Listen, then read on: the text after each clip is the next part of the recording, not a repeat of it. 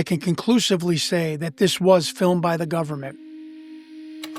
I found out that they were there asking their set of questions, that there was literally a conga line of 3-letter agency people waiting to go into that interview suite to ask that being questions. We found a woman that claims she transcribed the index cards into notes. Oh. And I will tell you what she said about this being. What he did was forwarded me an email that was sent to him from someone he knew inside the DIA. And it says, here's what I know about that film. It was classified as an unauthorized viewing. This film was filmed on April 22nd, 1991 at 3:15 in the afternoon on behalf of the Department of Naval Intelligence, coordinated by the Defense Intelligence Agency. He said it was a clone extraterrestrial biological entity Type 2 from the Tau Ceti star system. Here's were the men in the room. The first name was Rear Admiral Ned Schaefer, Captain Lowell Jacoby. He becomes Director of DIA, Dr. Craig McPherson, Robert Donovan, Army Intel, Dr. Wilford Webb Wilson.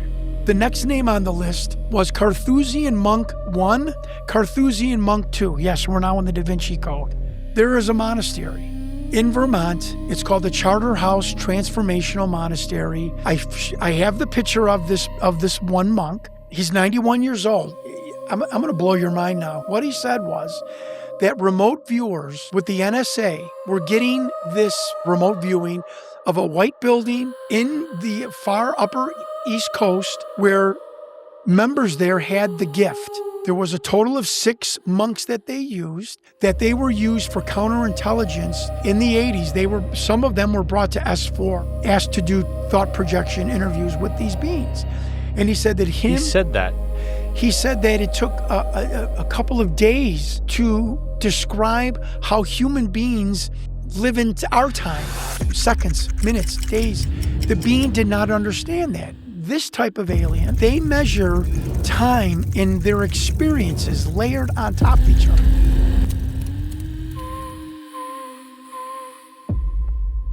No one on the internet has ever said this before. If you want to make a general drinking his coffee in the morning spit up, tell him this. The new designation of aliens is Saber. I'm like the sword? He's like, yes, Saber. I said, what does that stand for? He goes, synthetic, astrobiological, extraterrestrial races. Don't ever ask about it. And I am telling you, do not ever bring it up on any of your podcasts or whatnot. And I don't want you talking about other species other than the Greys. And if you stick to the Greys, you will be safe. I can guarantee it.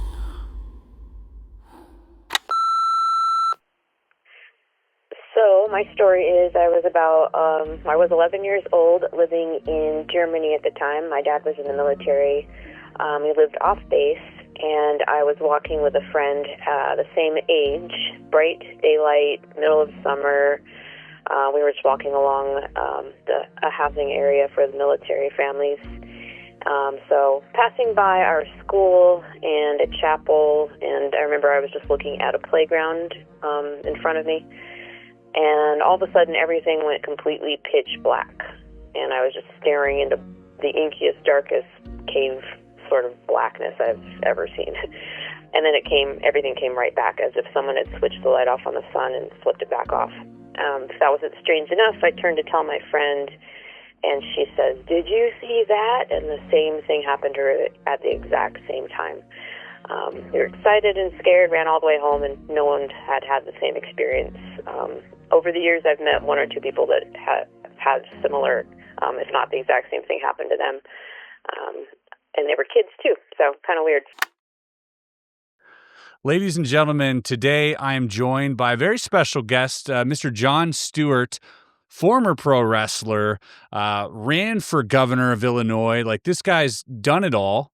But most of all, you've been extremely vocal in the UFO topic. Now, we're going to get into a lot of different things today, but the main piece of the pie that I wanted to, and the reason that I wanted to have you on, was talking about this alleged real video of an alien that is being interviewed potentially at S4. And obviously with the lore behind Bob Lazar and Dan Bursch and everything else, all these connections. So I wanted to talk to you about that today. So first of all, Jon, thank you so much for joining me. Thank you for having me. I told you in our little talk before this, I think you're one of the best podcasts out there. Your sincerity rings through and comes through the camera. I'm not giving you a snow job, but I was really thought that you could do a great service to my journey, which is all this has ever been. It's $30,000 of my money, 6.5 going on 7 years of my time. And I'm still telling people, I've got my hat in my hand, Mr. Magoo, Inspector Clouseau, I don't know anything. Please come help me. I still got to finish this journey. And I hope you can do justice to that, because I have to be honest. I have not maybe at times communicated that to people where they get into a confirmation bias. There's something that I rub them the wrong way, or and I want to do a little preamble, and I'm Sure. not. The preamble is this: is that, folks, what I have said for 7 years has never changed. It is my journey. That is not BS. I'm not looking for attention. I've had attention in my entire life as a pro wrestler, football player, political I don't need attention. And it isn't for money, because I'm one of the only UFO reachers that's still in the red. And it's funny that the fortune-telling machine talked about finances, because that's what I'm $30,000 in the hole. For what? So I know people like to get into the chat log and this is BS, and you can say whatever you want about what was shown to me, what was told to me, what I experienced, who I emailed, who I contacted. That I appreciate. But tell me the story behind why you think something is not copacetic. Yeah. To help me. Don't say Jon Stewart's BS. I am simply the reporter, the journalist telling you, I've been doing this for 6.5 years. Can I please just tell you my story? That's all I've asked people. Love it. That hasn't translated very well, and I hope that it does today, because I know the way you are, your demeanor, your character, and I'm really hoping for great things from this podcast. And I mean that sincerely. Of course, yeah, and I appreciate you saying that. Skepticism, I think, is healthy, and I too practice skepticism, and I'm sure you do as well. Skeptics. Yeah, and Right. and it's really helpful. So today I will be asking you about a few things that I might want you to clear up, or even the things that you're skeptical about the things you believe in. But as you might know, on this channel, one of the reasons for this channel isn't to get to the truth necessarily. I think that'll come with time, but I think it's allowing people to speak, allowing stories to be told, unfiltered, no judgment. And after that, we can hold up all that sort of anecdotal evidence to the light and see if it connects, see if Absolutely. see if we're finding points of connection, and then forming hypotheses, discussing, trying to dissect it as a community. But there are definitely detractors out there online that will, simply try to attack your character, or will try to simply debunk something out of an opinion or a gut shot. Right. And I think it's difficult but healthy to remain balanced in this space specifically, because obviously we're looking at anomalies. We're looking at the anomaly, and within that anomaly, there are a million other anomalies. And so we're already looking at one. Where do we draw the line between the others, right? And that's where some people, I think, maybe you ruffle feathers in a way that people are like, I'm not ready for that yet.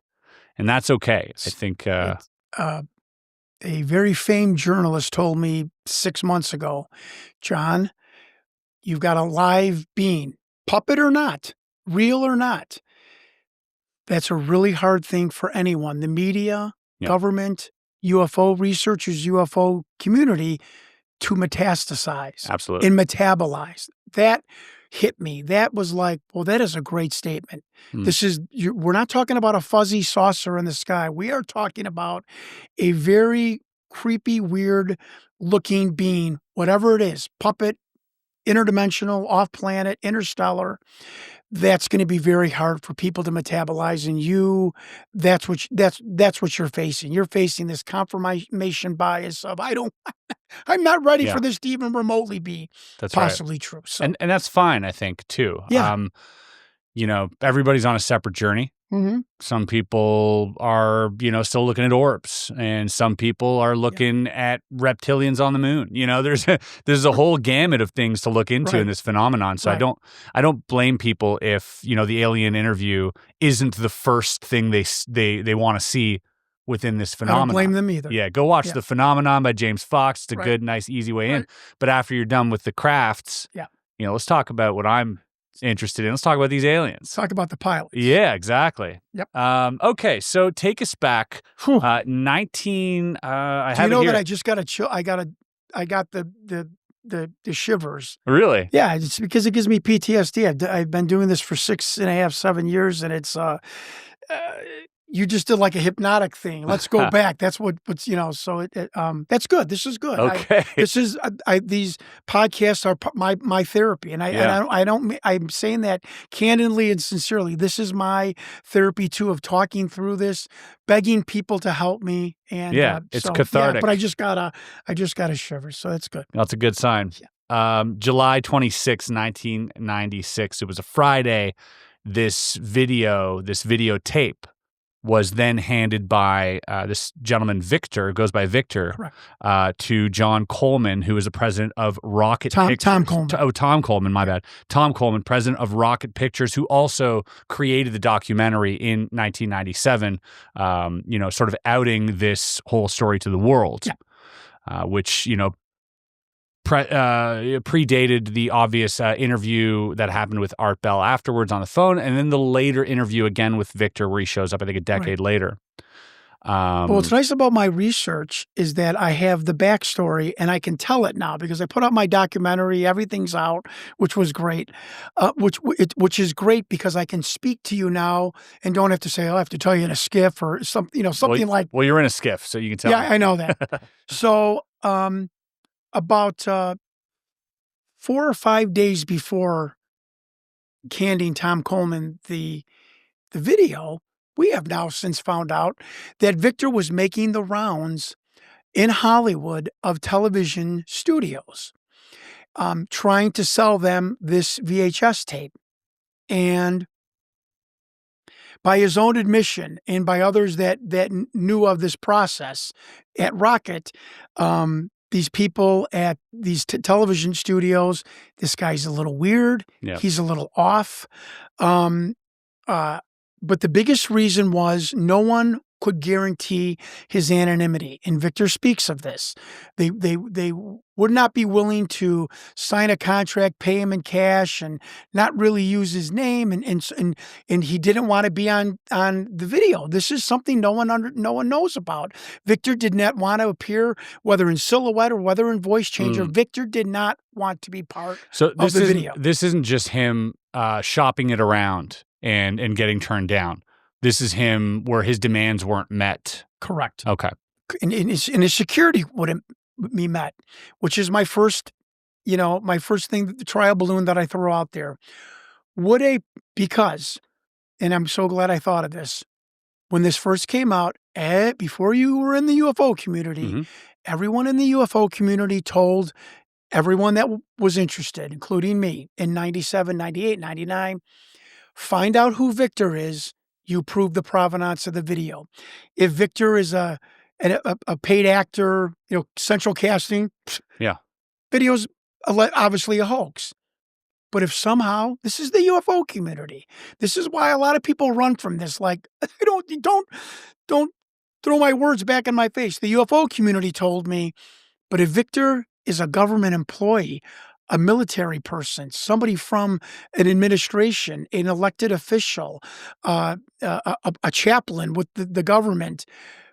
Wow. Now we got a whole new ball game. So I have been living with this in my back of my head. Prove who Victor is. And I'm simply asking the first trial balloon, if you're an actor, are you Are you leaving studios because they can't protect your identity? Wouldn't you want your identity out there if you're this egomaniac actor that most actors are? They want their name, they want their recognition. That struck me. We realized the last studio head he talked to was Mike Darnell of Fox Unscripted Television. He just hung up on me 3 weeks ago because he thought I was lying to his wife. That I said, this is Jon Stewart from Chicago. I have a real quick question. I think he thought I was a bill collector. He literally, the Hollywood people are very, very rough. They are not polished. The manners are horrible. And so he just, I went to go confirm the story just 3 weeks ago and he hung up on me. But Mike Darnell is with Fox Unscripted Television Department.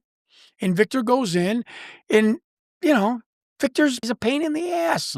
He's precise. He's not easy to deal with, and they shoo him out. Victor tells the story, but he doesn't say Fox. We found out that it was Fox TV. He goes across the street to a newsstand, across the street from Fox Studios, and it's a newsstand. He picks up Variety magazine. He opens it up, and he sees a advertisement for a Rodney Dangerfield comedic golf VHS tape. And he figures, maybe this production company, who's not so highfalutin as Fox and ABC, NBC, CBS, whatnot, maybe they'll take a chance at this. Maybe they'll be malleable with my demands. Yeah, sorry to interrupt, but folks have to understand as well during this time. Like, obviously, the audience that is listening is a little more mature, but obviously today you just put that stuff on YouTube. You make your own channel. You don't need anyone else. But back then, you needed to go through these gatekeepers. You absolutely had to for anything to be seen at all. So, that's the reason he was shopping this around. He didn't have a platform. And this is why I came on the show.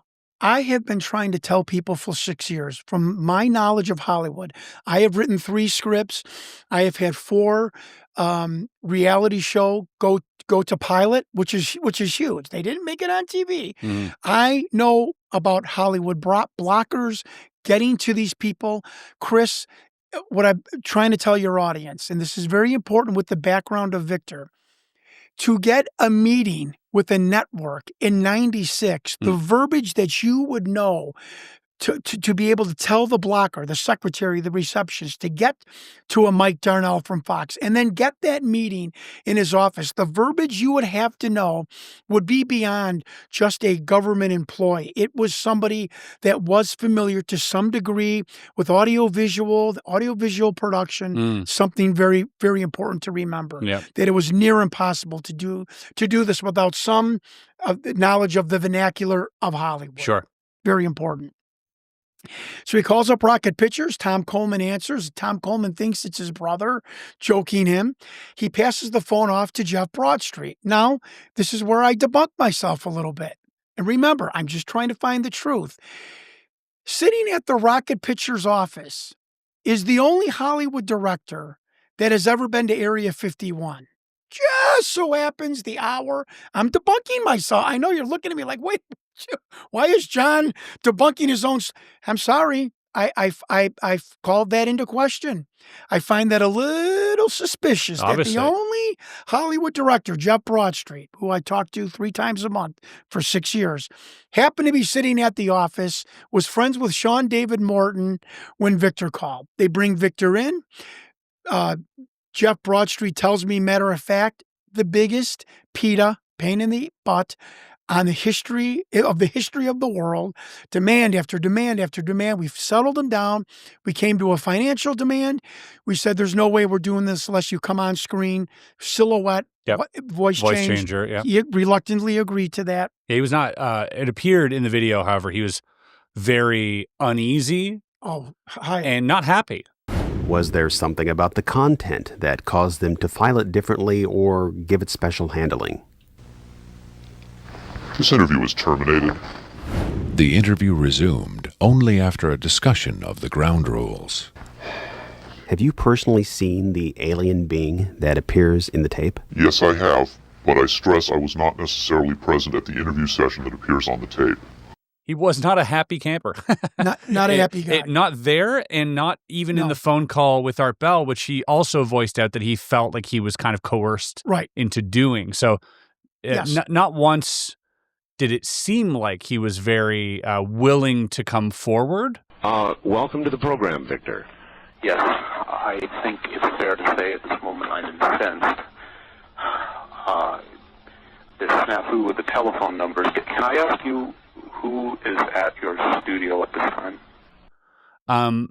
But then, like later we can talk about this, but there was, in some people's contention with this, was the financial aspect of it. Like he did receive money for something. And he explains that, and we'll talk about that a little bit later. And I do want to address it because I think it's an important point to address. But yeah, he was very reticent. He did not want to come forward on camera. So, visibly angry. Well, invisibly angry. And it's funny because the director, Jeff Broadstreet, of the hundreds of talks I've had with him on email, he would tell me, John, once we settled him down, he was actually a chatterbox. He was actually very, very cordial and very, and when okay, in Chicago we call them, cacarones. That's Italian for chatterboxes. But he said just very scientific, and I guess I should say this part now, even though it's a kind of it's a surprise. But he slipped about 6 months ago, the director, and he said, when he put on the wig, because he wore like a wiggy toupee on top of his thing, and you'll see Victor's hair come down over his forehead like this, and there's a wig on top of it. Jeff Broadstreet says he had to tuck in his ponytail. And I froze, going back to because we're thinking this guy is a scientist to some degree inside these programs. I immediately, boom, think of Eric Davis, who said that these scientists in the program, again, what did we just talk about? Two people making comments who don't know each other from 10, 20 years, eras apart, and they say the same thing. That Eric Davis said, these scientists in these programs weren't IBM types. Eric Davis said, quote, they wore sandals, sometimes no shoes, ponytails, and they walked around humming Pink Floyd music. And I went, this Jeff Broadstreet just kind of gave me a nugget here. Yeah. He's backing up what Dr. Davis said about these insiders. And that really just like stiffened my back like, okay, we might be onto something here. I'm still, again, trying to find the truth. I've been trying to prove, I'm talking to your viewers, that this was a hoax. I went at this as this was a hoax, and I beg your viewers to please understand that. So they put the tape out. It gets a lackluster response. I just realized that it came on the heels of the John Bonet murder investigation and all of that hoopla. So it was, and people call this the forgotten documentary because not a lot of people really truly remember it coming out. It came out on the UPN network. I thought it was Fox. It was the UPN network talking about the money. I talk about the money with this investigation. Follow the money. I come to find out in my investigation was put up by Reicher Entertainment on the UPN network, a startup network, on a program called Strange Universe. And they used this as a 1-hour special on this Strange Universe. It was like a weekly episodic conspiracy show. I research and find out that everyone's got short pockets. There isn't a lot of money. I've heard stories, anecdotal, that people weren't getting paid by Reicher Entertainment. So my point is this: a very elaborate animatronic alien by anyone's standards. Sure, okay, I see. In '96, short money. Victor's got to get paid. Yeah, he's not getting millions of dollars. For this. All the production company and Rocket Picture has to get paid, and Reicher's got short dough. Even Jeff Broadstreet said, I don't think Tom Coleman got a whole lot of money for this. So my point is, doesn't make was sense. there enough money to produce, and people hate when I say this, an animatronic being that we think would have to have had about 5 operators with remote control cables, dragon skin, rubber skin. Would there be enough money to create this people were telling me it could be done in somebody's garage between 10, and there are some people saying a retail animatronic shop would have charged $80,000. Was there $80,000 back then? With what I just described, people aren't getting paid. I mean, it's a short budget. I don't know. I'm just putting it out there. Yeah, there is a money aspect here. I'm not running away from the money. I'm telling you, there is. That's a good point. There is a money. Follow the money here, and the number one rule of journalism, and I did that. And I'm saying to myself, I've had FX people come to the site and said, "Do you know how much money?" Yeah, even at the low end, because I'm not going to assume it was animatronic, because at the low end it would have been manipulated by multiple people, Muppet style. Even then, it seems like the experts in puppetry acknowledge that it was skillfully done, right? That the experts in puppetry don't believe for a second this is an alien, but again, that's not true. Oh, well, the ones in the movie, correct? In the documentary in '97, those two gentlemen, they don't believe it, but it's also potentially, as Victor does point out, eventually in their best interest to say that I can make it better. And the one animatronic person said, "Now think about this. I'm a retired car dealer. If I tell you, well, I know that's a Toyota Corolla."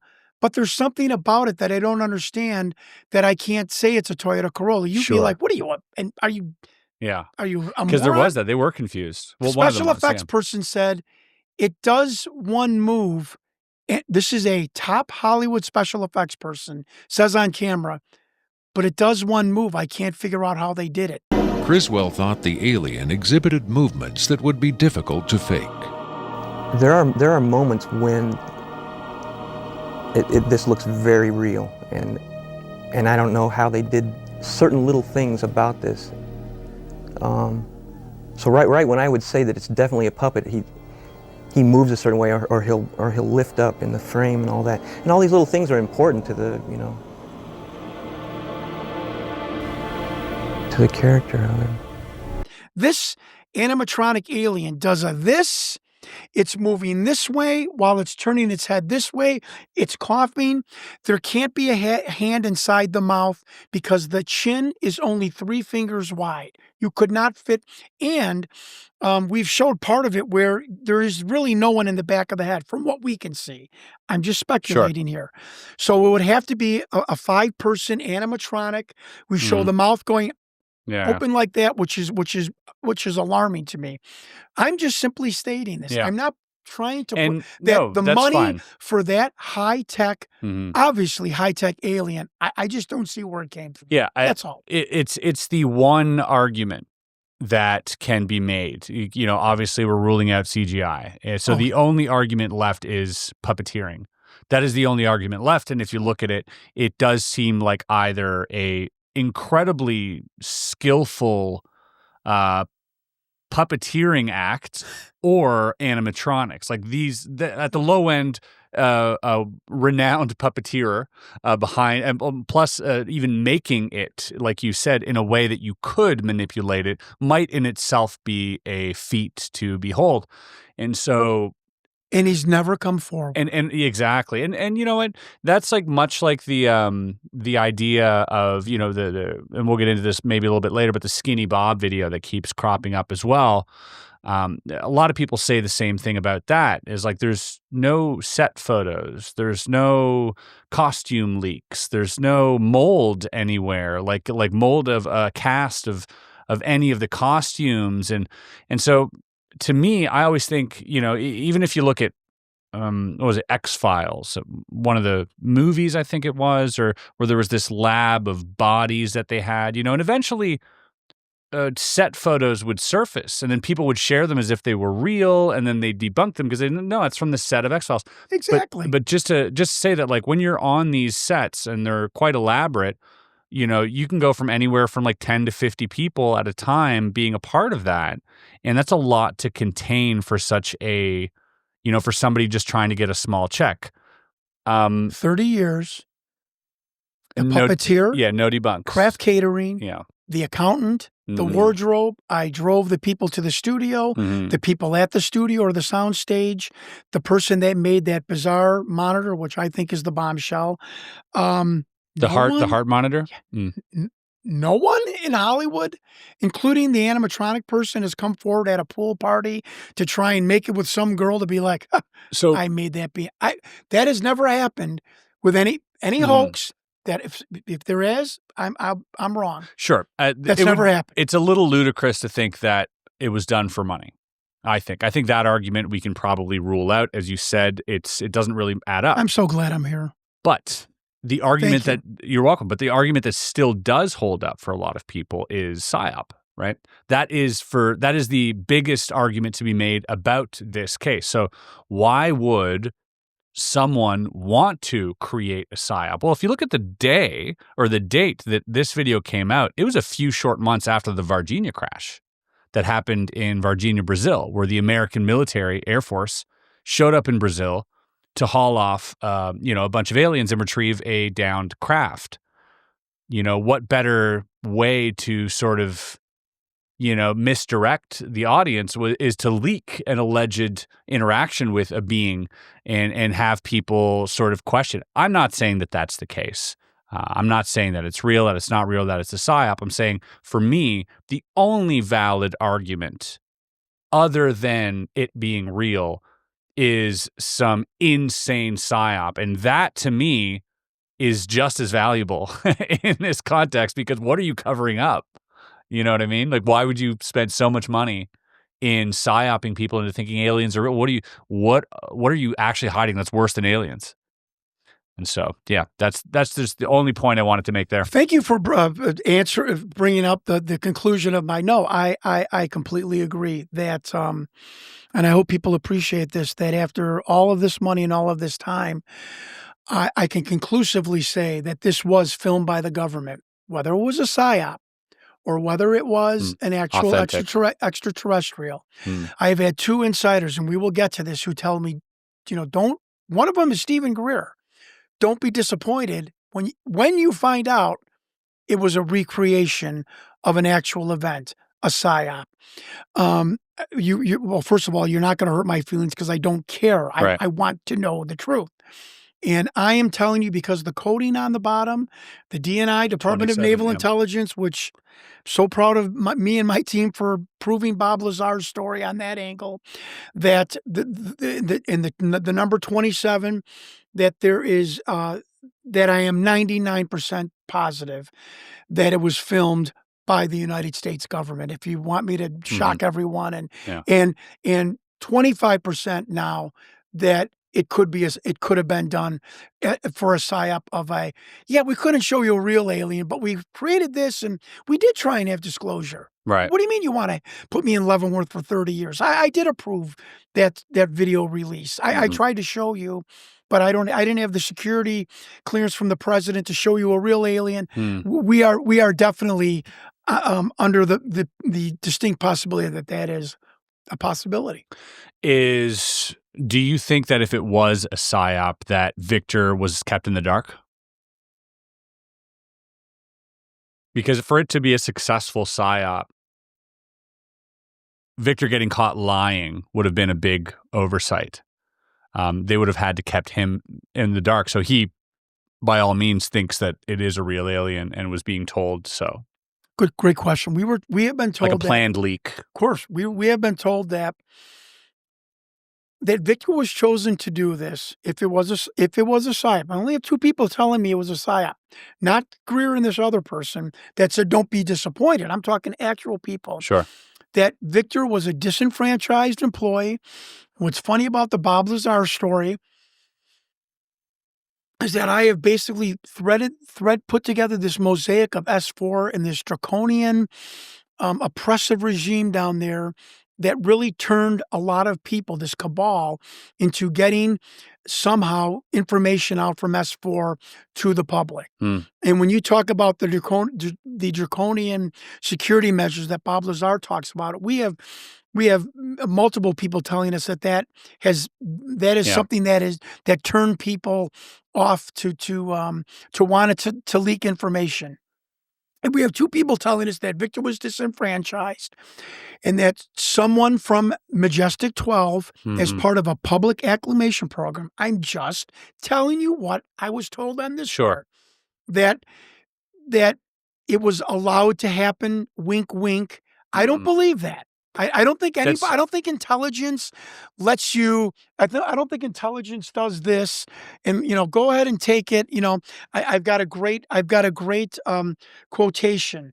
And I'm so glad I in classified programs, when you have security lapses, it's at the end of the classified program. Offices relocate, access lists are updated, personnel shifts, and oversight changes. Victor said there was a drop in security to go from analog to digital, and that's when he was allowed to copy this footage. So just to catch people up, the tape itself, the reason why he was allowed, because this is a big piece of information here that people were like, why would they just allow him to take a VHS of an alien and sneak it out? Which it wasn't a VHS tape, but go ahead. Sorry, my bad. Right. What kind of tape was it? Well, that's the other thing which goes to the government filming. We have experts, one of them from National Geographic that said definite original 16 millimeter. The only people. Oh, 16 millimeter. Only people filming on 16 millimeter in 1991 or even 96 would have been the government. It was very hard, very cumbersome. We can't find any producers that would film on 16 millimeter. Right. But we did find out in the government's nothing was audiovisual, digitized yet. Right. You see the old Roswell cameraman with the two reels. That was still being used when Victor said this was filmed in 91, which we have also been told with the leaked statement that I will talk about, that April 22nd of 1991. And in 91, yes, they were using VHS tape.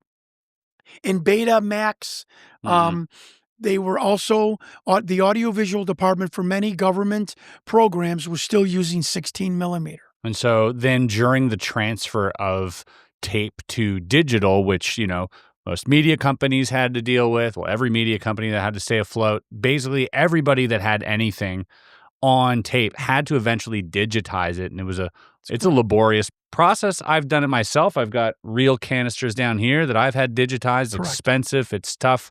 It's not perfect even today. And so during that time, you could see, because imagine smuggling something out, like it would have been just the highest security ever. So it would have had to have happened during a time where there was potential confusion, perhaps like a government shutdown, or like anything in this pocket would have been like the perfect storm to get one of these things out. Yeah. Well, it was actually, again, we'll get to the main leaker, who I call the chairman, the letter that he wrote, the email that he wrote me. But this was let out of S4. And that's when I went, because I knew you couldn't get anything out of these unauthorized special access programs. Yeah. You're waiting the nude. When you come, you wait in the nude when you leave. Fact.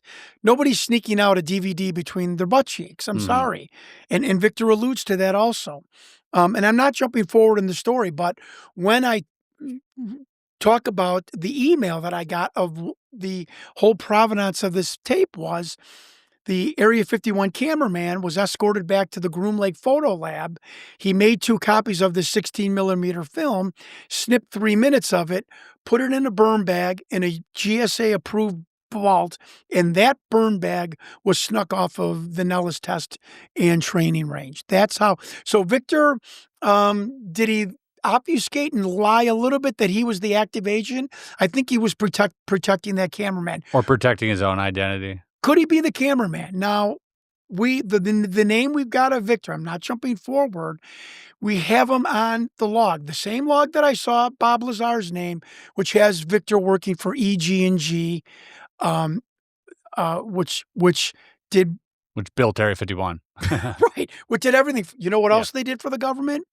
Highly top secret audiovisual documentation. Yeah, makes sense. So we are very convinced that Victor was a mid to low level audiovisual, maybe even the manager or the director. Right. He had access to films, but he also said that he saw the being.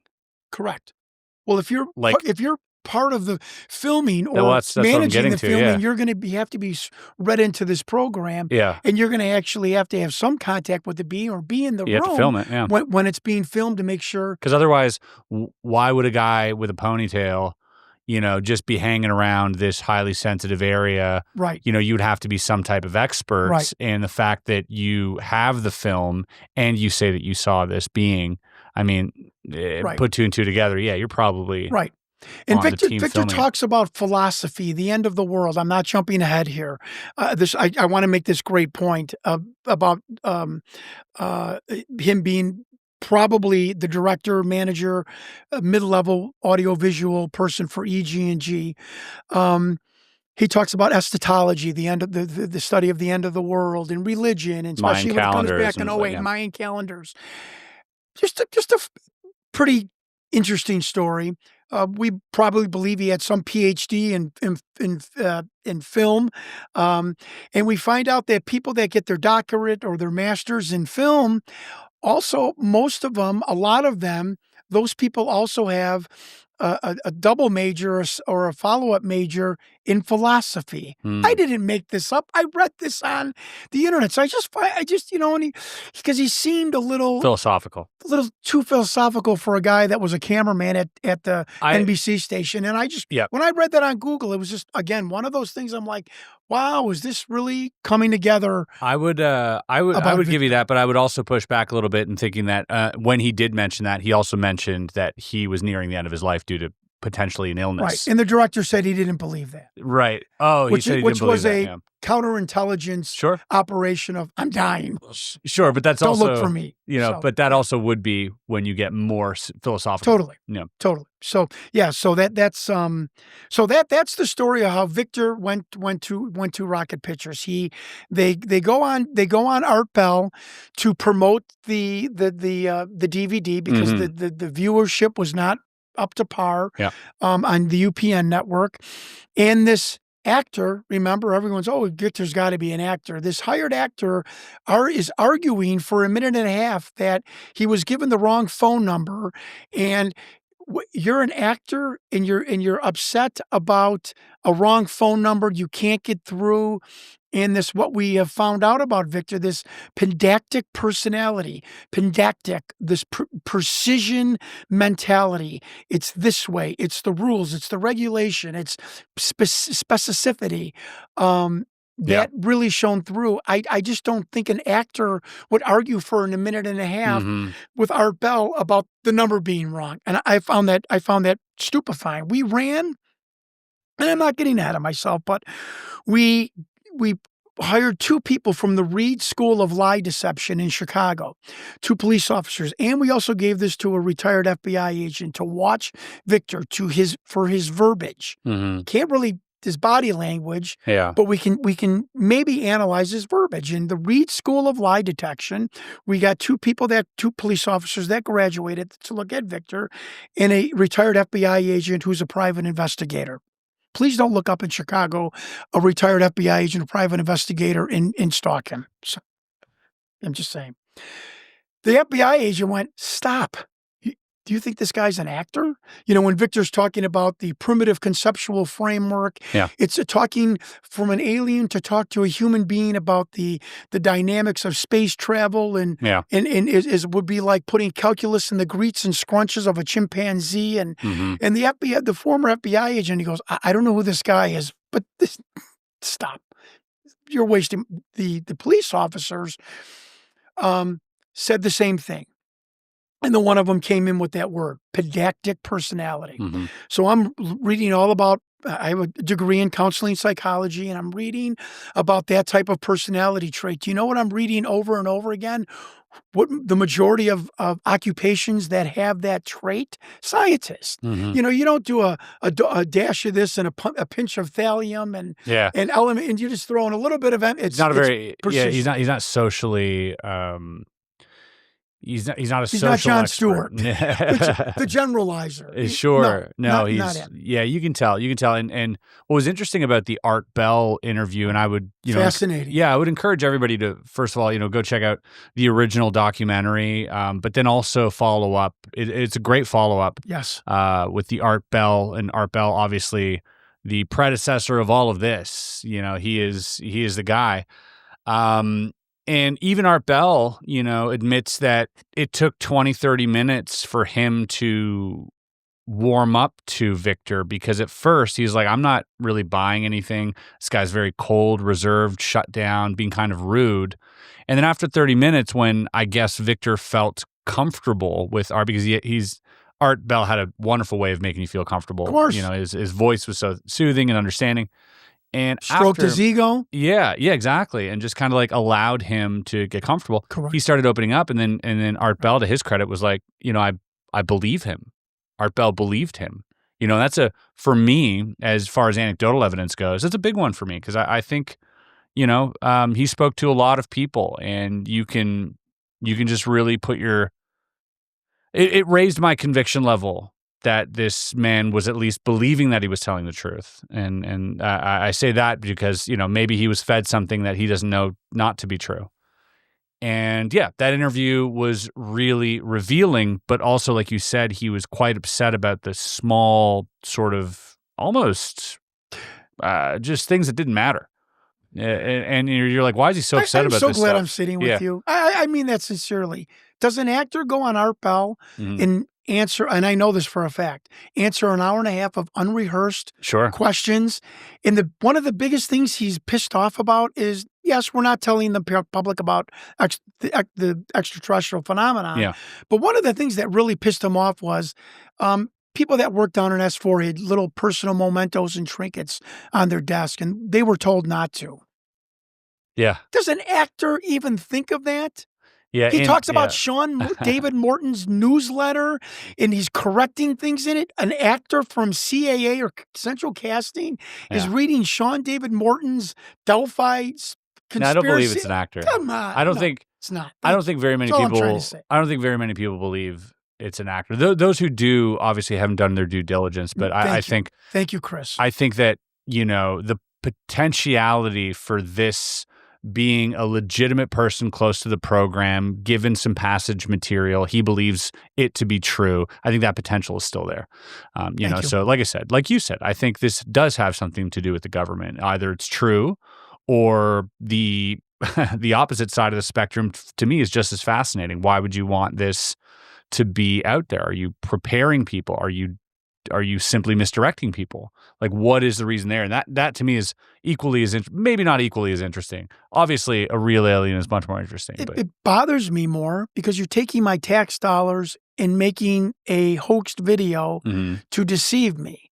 Even if you think you're preparing me, you're taking my tax dollars. I worked my butt off my entire life, and you're taking my money and creating a hoaxed video and deceiving people. I understand you want to prepare us, but you're deceiving people there. I don't know what end. To me, I don't know what end that is. Bizarre. It is bizarre. There's aliens. We all know there's aliens. Come on. There's something. But we've got people hiring special effects people to create a really good animatronic alien to deceive us. That to me is creepier and is more bothersome than some alien in a random underground facility being filmed. Yeah, both are bizarre. That's for sure.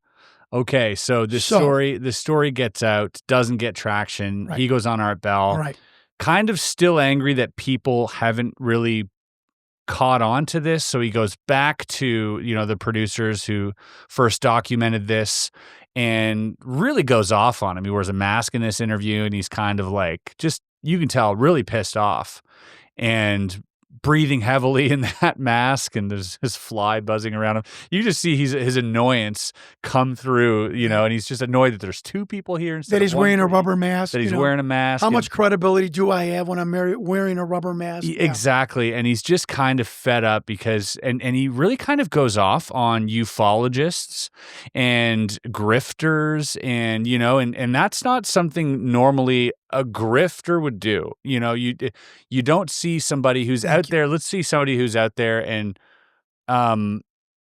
just screaming at people for not doing the work they're supposed to be doing. They call themselves researchers. I gave them everything. They're not doing anything.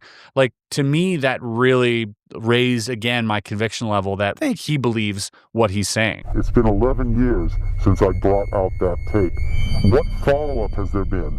Who among these so-called ufologists, these self-proclaimed investigators, show me one of them that's demanded information about S4 under the Freedom of Information Act. Show me one of them that has seriously attempted to confirm or deny the existence of the alien interview program. All they care about is talking among themselves and making videotapes, making documentaries, promoting themselves. You and I hoax something. Do we go back 7 years later and cajole and bring people it back to prove up. it's a hoax? That never rang true to me. Okay. I just find that impossible that a hoaxer would come back and cajole and be combative with people.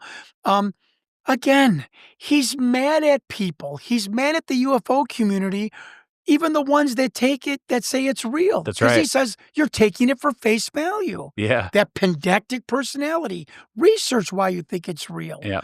Yeah. Absolutely blew my mind. Yeah, definitely. There were people in that documentary who took it at face value that it was real. And he's kind of like, you just got lucky. Right. That's what he said. He's like, you got lucky that it was real and that you reacted that way. He's like, you didn't do any research. And if it's so easy to make that alien puppet to all the special effects people, make one. Go in your garage and make one. So to this day, Anyways. this video, to me and to everyone else on the internet, you know, I've shared a lot of videos and a lot of things. So have you. And it's one of those videos that when you read comments from balanced individuals, it seems to surface a lot more conviction of it being true than many of the other videos, save perhaps Skinny Bob. Skinny Bob's another big contention for a lot of people, and I'm still kind of on the fence. So I'm like, I guess I'm around my conviction level dropped for Skinny Bob quite a bit. It being an authentic alien.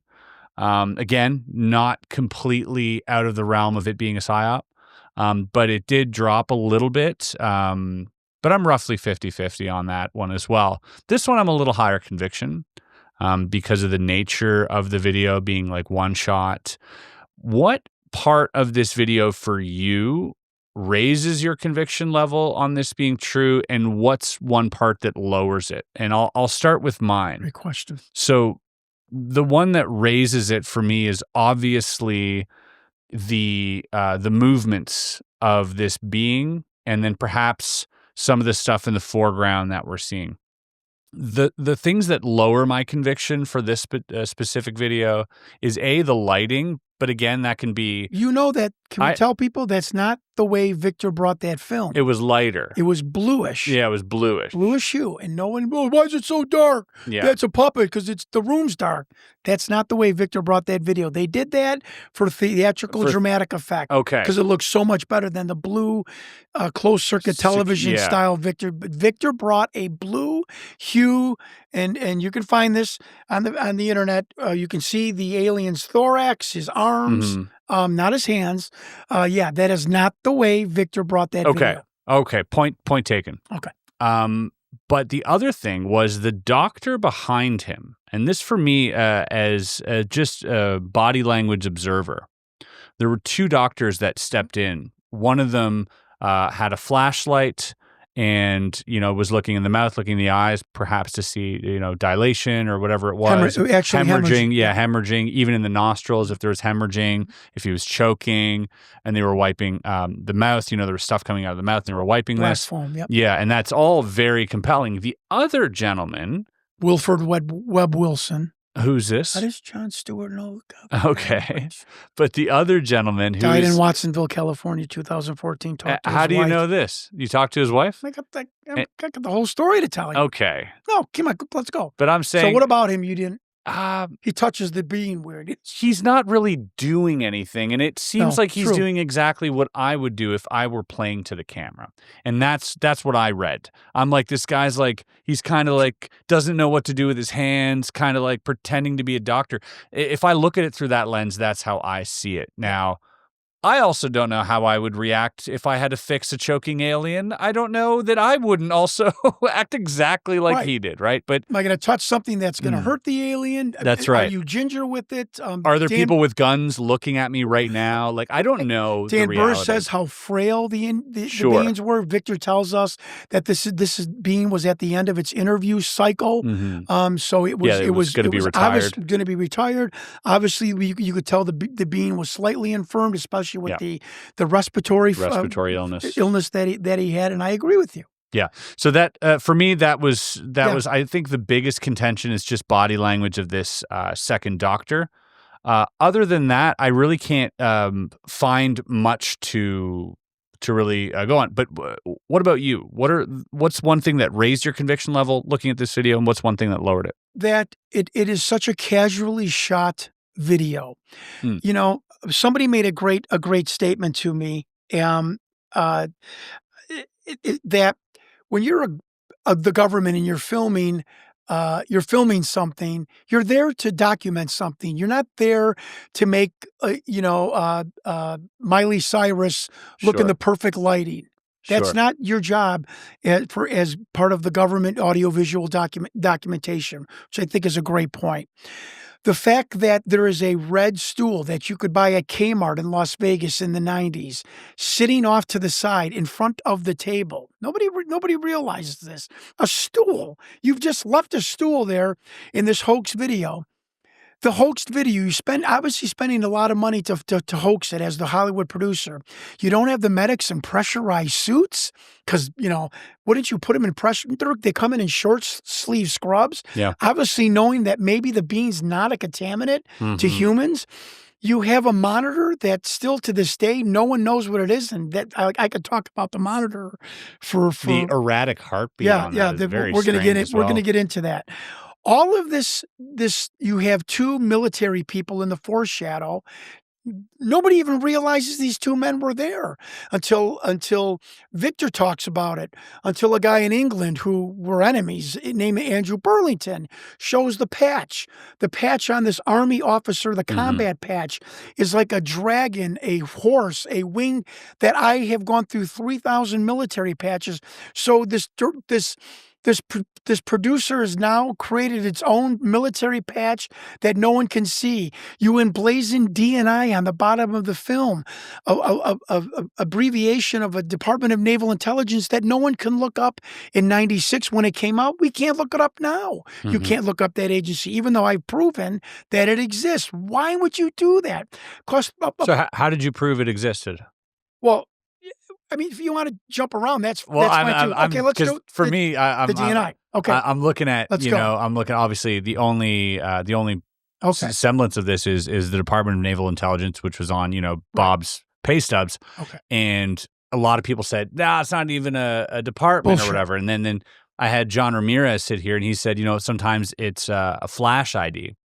So it looks like an official department, but it allows them to sort of go undercover into these darker programs. So proud of this. Prove Bob Lazar's story of the DNI at least. Okay, yeah. DNI. Okay, number one. He is an author. He is a school teacher, family of 6. He's got a degree in invertebrate anthropology, real dummy, and a Navy aviator. And he's an author, and we are talking about another subject matter. Okay. And I went, wait a minute, Michael, this is text. Still have the text. What is the DNI? I want to be clear, Michael. Not the Office of Naval Intelligence, the Department of Naval Intelligence. Is it real? Yep. I'm like, again, the department. He goes, I know exactly what you're talking about. I'm like, why can't I find it? He said it's an agency buried inside the Department of Navy. You're never going to find it. I'm like, holy shit. I wanted to call Bob Lazar. Bob, I'm proving this. A Navy aviator. Can you tell me how you know this? Before I went to, he's typing this to me. Before I went to Naval Aviator School in Pensacola, Florida, 2 agents of the DNI approached me to be an agent with them, and I declined. I wanted to fly planes for the Navy. It's a naval aviator telling us the Department of Naval Intelligence, not Office Department, is real. It's buried as an agency in the Department of Navy. And he writes, got this on text, they're the spooks for the Navy. It's like their CIA arm for their Navy. Wow. Wow. One thing I will ask of you when I leave, can you please tell everyone how much I credit the internet for helping me, Inspector Clouseau, Sure. through this 6 years? If it wasn't for the internet, my co-pilot, I would be nowhere with this. Yeah, fine. Okay, that's all I ask. The internet angels have been awesome. Mr. Stewart, hi. My name is Sean. I don't know if he wants me to say his last name. His first name is Sean, Sean. He goes, I have a Canadian security conference brochure of the listing of events. Yeah.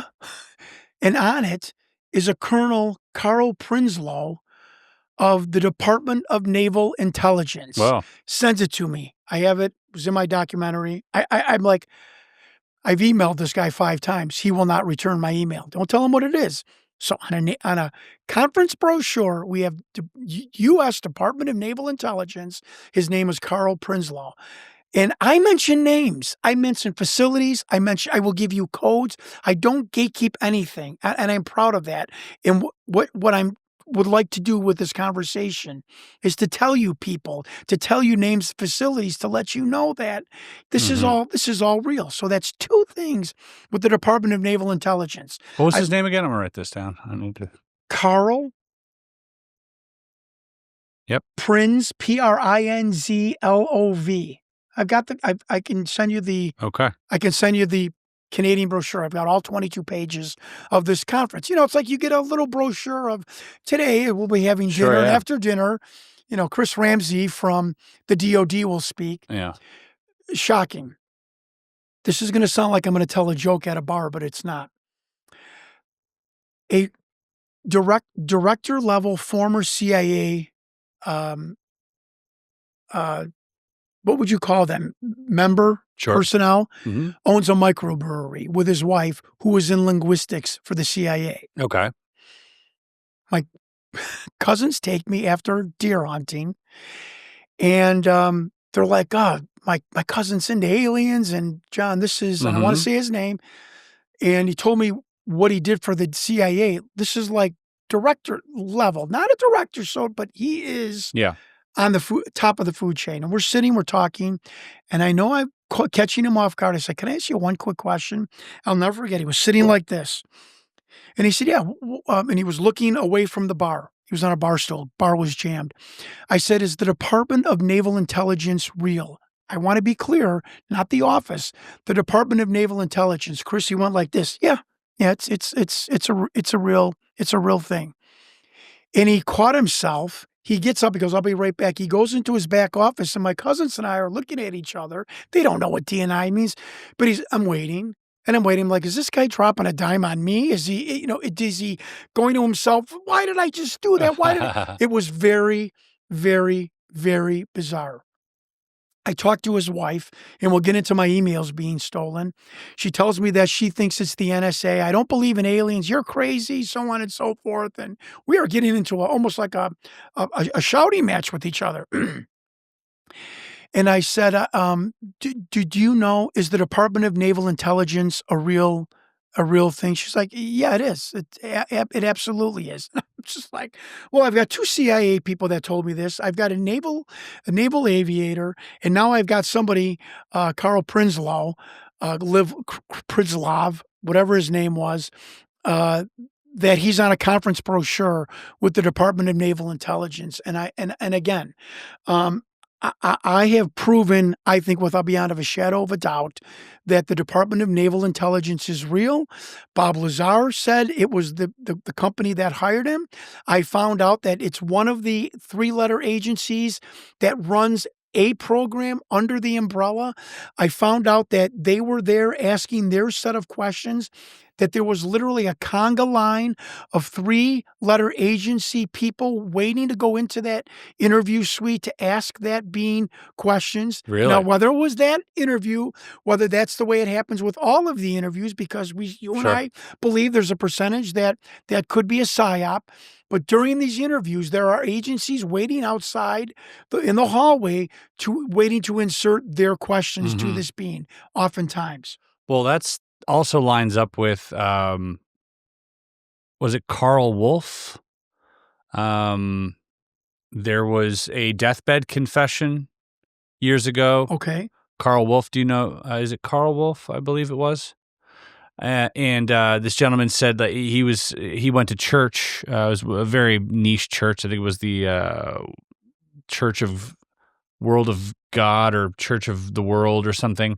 It was like almost like a sect, like some small church. And the person he went to church with worked at Area 51 S4. I'm listening. And the guy the guy on his deathbed, he was, he had TSI. He had pretty deep clearances because I think what he did was like, just paperwork, something, very classified, but mainly paperwork. And he's like, he calls him up one day and he's like, hey, and he's telling this to Danny Sheehan on his sort of deathbed. He didn't even tell his wife. And this is him he's hooked up to tubes and everything. And he's telling Danny Sheehan this. And he said that I was invited to go to Area 51. He's like, I don't know, the guy wanted to show me some stuff around there. He had clearances already, so it was all good. And he takes him, and then they go to S4, and they take an elevator. They go down and get to a place. They start walking, and he sees a bunch of underground hangars with crafts levitating off the ground. And then they go into this room where there's a, one-sided mirror, and there's a being sitting there. And he said, do you want to ask it anything? And he goes, no. Being religious, he thinks this is some demon.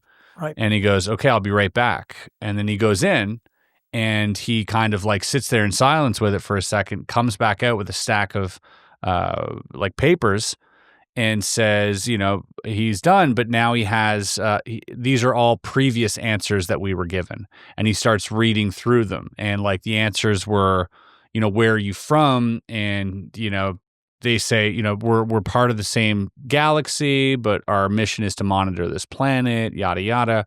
And that, he asks him, is God real? And he goes, well, not the God that you think. And like gives him some kind of weird, right, a roundabout answer.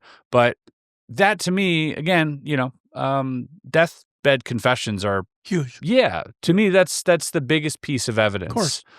You're alleviating your burdens. You're alleviating your mind. You're not worried about any repercussions. It's the most credible confession. It's the most credible, unless you're completely delirious. To me, it's the most credible thing you can ever hear from another human being, period, is when you're about to leave this planet. Right. What do you want to leave this planet with? Right. A lie, a joke, a farce, a hoax, somebody's cover up, some psyop. It's all very strange to leave somebody with that, but to leave them with that story. Yeah. And so, I just thought that was an interesting connection there about the conga line of people asking questions. It kind of lines up. And they have index cards. They write the answers down on index cards.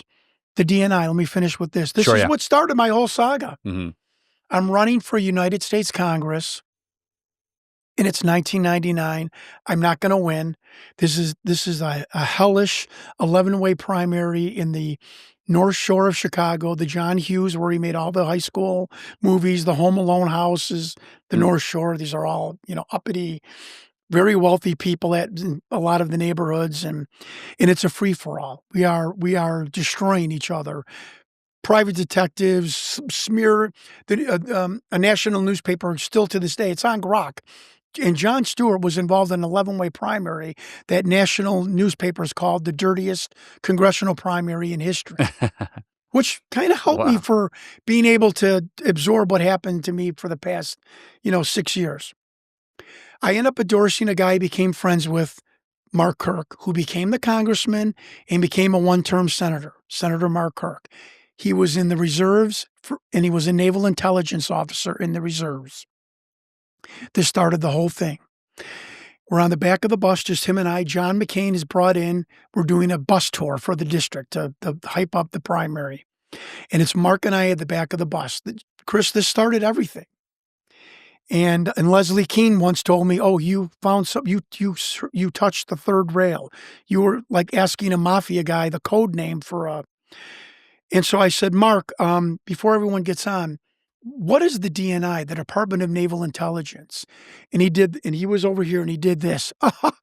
Oh, yeah, the DNI. Yep, the DNI. And I'm doing this. Yeah. And he's like, and he looked at me like this, and people started filing on to the bus, and it faded in, to the buzz of everyone. And I remember going, holy shit, this video might be real, because I just had a naval intelligence officer who became our senator in Illinois swallow his peach pit. I'm still friends with him. Mm-hmm. I was out to dinner with him a year ago. He's the one that got me involved with Captain John Lovell of the Apollo missions. I'm not dropping names. I'm just saying he doesn't know anything about this, but and I've had, again, I remember telling the story to Leslie Keene. She's like, well, this is, reporters have that.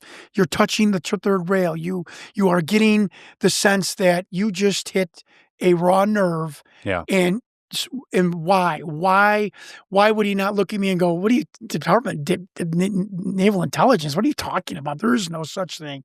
He didn't. He said nothing, and he repeated it, and he looked off into the distance. And Chris, my stomach dropped. And this was 2 years after the 97 documentary came out. I'm like, oh my God. Mm-hmm. Oh my God. Are you telling me? Because I thought it was maybe a carefully crafted hoax, that this thing could be real. And the last thing with the DNI is he worked for NASA, Bob Osler, and he called the IRS with Bob Lazar's EIN, the federal tax number. When you are a business, you get a EIN number. I have one for my business. Yep. It's your tax index number. That's how you pay your taxes for your company. And the IRS took like 5 minutes, came back on the phone, said, I don't know what this is. This is classified. We can't tell you. This Bob Oxler worked for NASA. He was the one that called that one admiral. He said, yeah, we've got, craft and whatnot. So there's Jon Stewart, the ding-a-ling car dealer, just gave you 5 pretty damn good stories that possibly, as far as the Department of Naval Intelligence is concerned, Bob Lazar was correct. That Bob was right. And before Bob, I've researched this. I could be wrong. The Department of Navy Intelligence was never brought up. Bob Lazar was, I could be wrong. But in my investigation, Bob Lazar was the first one to bring up that's a great point. A Department of Naval Intelligence that doesn't exist, and to write it on a payroll stub and give it. And Bob Lazar created a IRS taxpayer ID that another person's told is classified. Yeah. I was born at night, but it wasn't last night. So again, we're hoaxing. Chris Ramsey and Jon Stewart are hoaxing this video. We have a stool left in the thing. We've hired 2 guys to wear military outfits. We don't really put them in the shot. Their shoulders are getting in the way of the camera. We have medics that are not in pressurized suits. I was told by a cameraman, he's in end of my documentary, my good friend, James Mastery, who was a cameraman for ABC Chicago. He talked to me for a half hour about digital overlay graphics. I said, Jim, in 91, or 96, when we think it was a hoax. Sure. How much to put that on there? He goes, like a video production company? It's like, this took hours. You had to cut out the numbers, put it on the film, recopy the film, transfer it. And as far as the transfer and stuff, 16 millimeter transfer to VHS tape. Is Chris Ramsey and Jon Stewart on a short budget going to find 16 millimeter film it on that one take? That's we positive it's one take. Take that 16 millimeter film, transfer it to VHS tape, have this actor go around to other film studios, have them come back to us, and then finally use this crappy VHS tape that we have to darken for the documentary. Really? Yeah. Isn't the Occam's razor that this was taken out of a government facility? It was shot on 16 millimeter. Victor went home. Again, I don't like this guy, but his name is Andrew Burlington. He's from England. He thinks conclusively that Victor, he knows the computer. It was a 1996 Gateway 3000 computer because it's got a white watermark line, that Victor used this computer to take the 16 millimeter film or the DVD disc and put it to a VHS tape. So pretty interesting. So that's our DNI story that I am really very proud of, and proud of that I can tell people, don't throw Bob Lazar to the trash heap of grifters and hoaxers, because I think you're going to get disappointed. Yeah. Well, thank you for sharing that. You're It's welcome. a lot of information, and it's a lot of news to me. So it's very cool to hear about this elusive Department of Naval Intelligence, because as most people who follow Bob Lazar's story know, that's another point of contention that they keep bringing up. But as most of us who look further into Bob Lazar's story, we realize that give it enough time and Bob will be vindicated yet again. And I've got another Bob Lazar story for later on about lunch. You have to ask me that. Oh, well, the lunch truck, the food trucks? Yeah. And it's like asking me, John, as a pro wrestler, what did you guys say in the backstage? Yeah, what did you say in the locker room? Yeah, there's only things that you would know.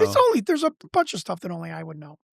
So I got the monitor if you want to go over the monitor, because that's I do. I also want to note that according to Victor, this being arrived to S4 in 89. Right. That's also when Bob was there. Yeah, in the Kalahari crash. Yeah, so that I don't know to be a fact, because I don't either. Yeah, because that could also just be passage material yet again. Something I'm very proud of. Yeah. I have absolutely no idea, no information, nothing even anecdotal of where that bean came from. Yeah, of course. And where it crashed. Yeah. Please don't give me the look.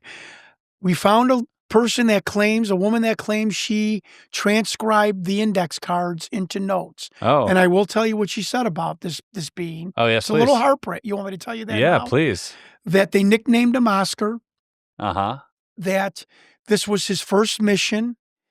He conveyed. Now this, again, one thing, Victor, and I've interviewed.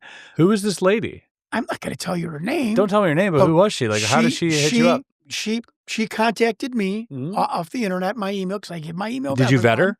No. Okay. I'm just telling you the story. Yeah, I want to know everything about it. I know that we talk a lot about S4. I just saw your video on Cosmic Road where you talk about interviewing. I interviewed for 3 hours a woman, a widow, who claimed her husband was an S4 telepath and that he went crazy. They turned him into a bust out, the same thing, almost like with Victor, allegedly. I interviewed her for she was like, I found it fascinating. And I was a person that transcribed the notes of the thought projection, she said, of the thought projection interviews between the bean and the telepaths. Okay. Whoa. She's like, I'm not going to tell you anything more. Here's what I can tell you. No way. They nicknamed him Oscar. Lady, come out here. Now, this is what Get on this podcast. I'm just telling you what this woman. No, I'm telling you, I want this lady on the podcast. Let's go. I'll backlight her. I'll do the whole thing. This moved me a little bit, so I don't want to laugh too much because of course. Just a little bit. They nicknamed him Oscar. It was his first mission. This is what he relayed. And what I want to tell you that there was a lot of fuzz and opaqueness with were the beans really telling us the truth, or are we getting the right information? Right. How does a bean, or is the telepath, because they put pictures in your head. So how does a bean put a picture in the head that he was confused? His name was Oscar. It was his first mission, allegedly. He was confused. It was a hard landing, and that he described that he was sick and that he wanted to know where his other crew members were, which I don't think it was the Kalahari crash because that was only allegedly 2 beans. He wanted to know the disposition of his other crew members. And the last thing was that he was afraid of being there. And in the facility of S4. Yeah. This is what this stenographer, whatever transcriber, told her. My wife was there on speakerphone with me. My niece was there, who's a corporate pilot, not some nitwit. Sure. And we were like, oh my God. And my 2 daughters were there. And when the lady said, and she sounded a little Spanish, I'm just saying, I don't want to just giving you everything that I can derive. When she said, he was afraid, my daughters got moved. Like they were Yeah. like, and they were like, and when the phone call ended, my daughter was like, "Daddy," my daughters, Well, they're of like, course. "Daddy," I mean, it there's makes us feel bad. there's a Now, certain that could have been a great hoaxer. yeah, but there's also the anthropomorphic sort of take where we also feel the same for Stitch and Lilo and Stitch because he's a Disney character, he's not real, and we kind of feed our own humanity into him. But yeah, and giving him a name doesn't help. Giving him a name like Oscar, you're like, aw. But yeah, I'm not going to say anymore. No. Fat bald Italian wrestler. Don't worry about that. I'm not worried. Don't worry about that.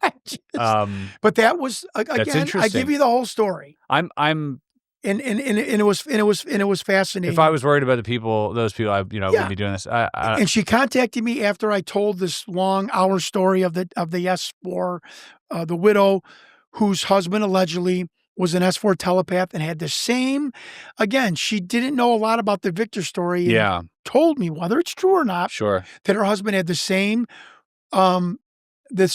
issue that Victor had, which was, you're not going to tell the people about this program?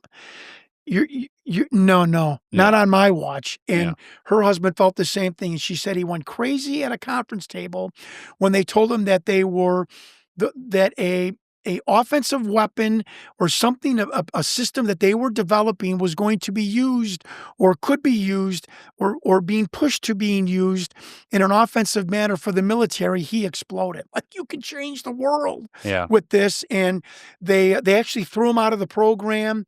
They did things she felt to inhibit him from getting a real job. She said he was an adjunct professor or lecturer, not a full-time.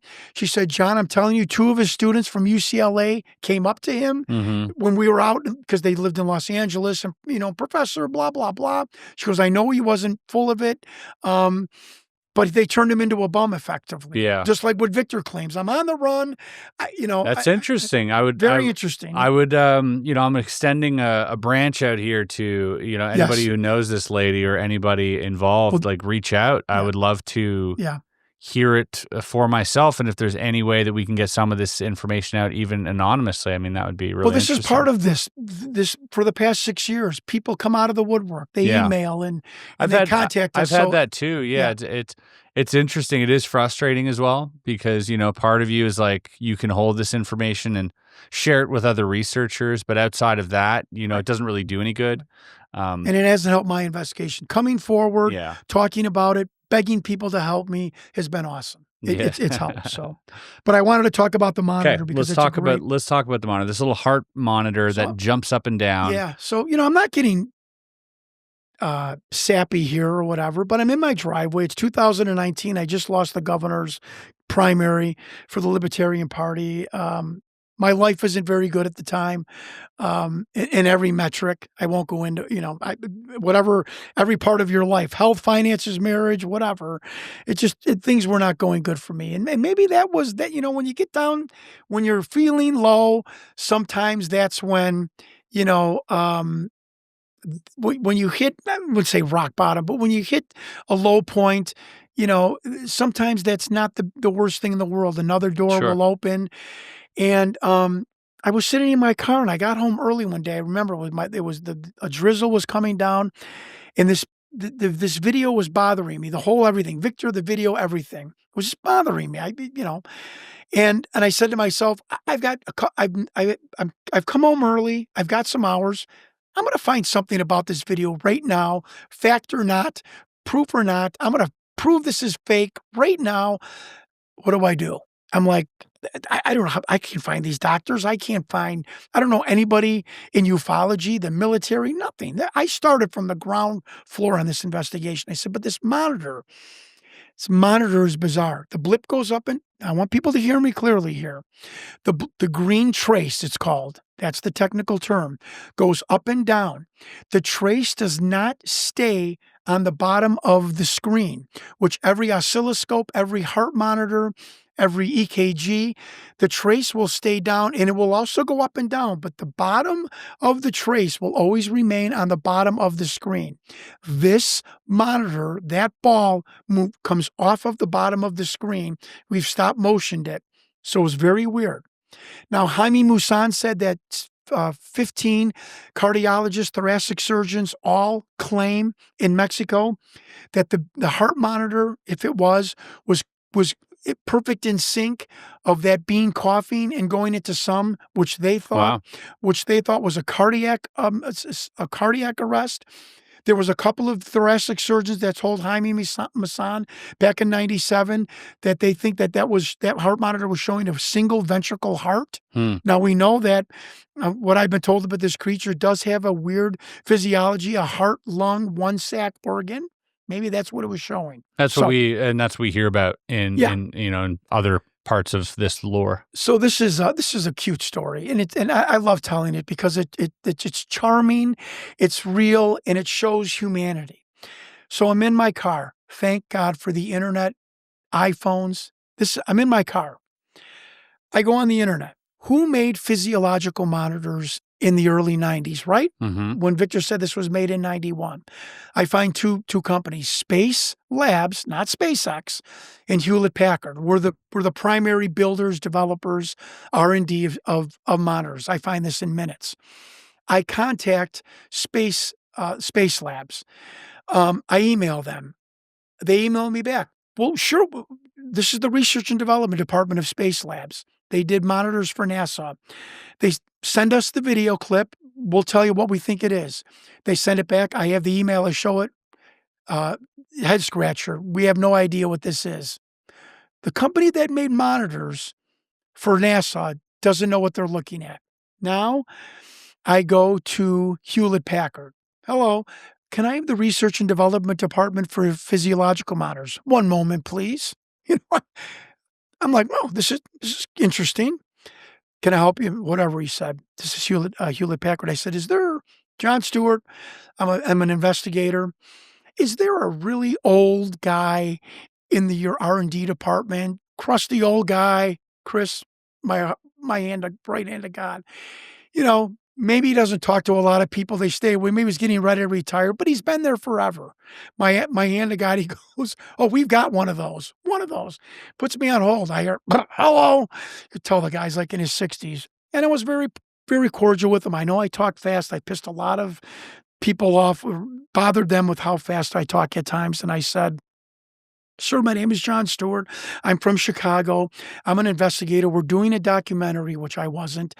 I've got this physiological monitor I've never seen before. Is there any way I can get your email and email you this clip? And you tell me what this is, if you know what you can help me. Sure. Absolutely. He gives me his email. This is 5 minutes later. This is after Space Lab. this is talk about the internet and smartphones. I call him back. He answers the phone. And he goes, a kid, I don't know what I'm looking at. I'm like, you've never seen anything like this? He said, I've never seen the trace go up and down, and I don't know why.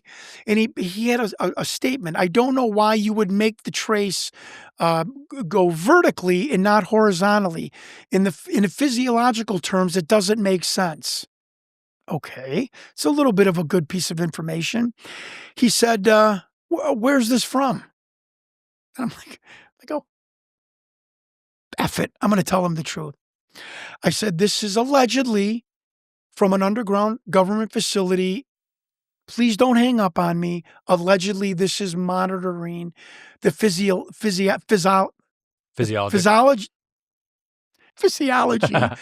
of an extraterrestrial. He doesn't laugh and doesn't hang up.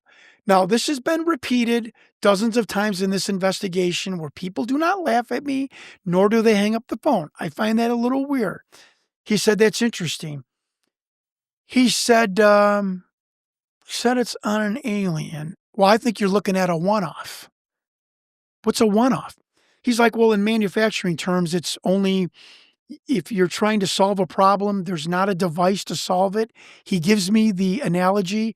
If you're looking for gold in 1800s, you would create a gold detector to help you find gold in the ground on that type of methodology. And he said, if you're telling me that this creature has a 1 sac or, heart and lung is one unit, a human physiological monitor would not work. You'd have to create a one-off that could monitor this creature. I took my iPhone and I was bashing my head to check me back in reality. Like, this can't be happening. This guy is giving me like a breadcrumb trail. And he said, I think that's what you're looking at. I think the government probably would have made this especially to monitor this creature because he does not have the organs, as you said, of a human being. Okay. If you need anything else, you have my number. Go ahead and give me a call. Mm-hmm. I hang up in my car. I'm like, I just do not believe that this just happened. This is not enough. I want to be a true journalist. I need another 3 sources. That's what I've always been taught in journalism classes. Now I find, I'm going to wrap this story up. No, you're good. But actually, no, I'm not going to wrap it up. I find 3 people from Sweden that did their PhD level dissertation on the history of physiological monitors. Now, have I gone to the top of the mountain as far as physiological monitors in a matter of 10 minutes? The guy's name is Sven. I email him. He emails me back. I have the email. I send him the clip without the alien. Mm-hmm. I don't want to scare people to Yeah, death. so you I cropped it. Yep. Writes me back. This is a guy with his 2 cohorts that just did the history of physiological monitors. Mr. Stewart, we have absolutely no idea what we're looking at. I'm sorry, we can't help you. And I simply said to myself, with having a rudimentary knowledge of Hollywood, is a schlocky 3rd-tier production company really going to invent this monitor that has never been created in the world and whatnot? Let me give you the debunking. I call an FX person. Oh, I could do that. How can you do it? Oh, I'll put a laser on a servo and I'll tap it up and down and that's how I would do it. A laser on a servo. And what would it hit? A piece of glass. I get my daughters. We get a piece of glass. We manufacture. We put it on a stand. I get the modern laser from the internet. We shut down the lights in my living room. I start bouncing it. Yeah, there's a green blip on it, but it's diffused. It's coming in the back of the wall.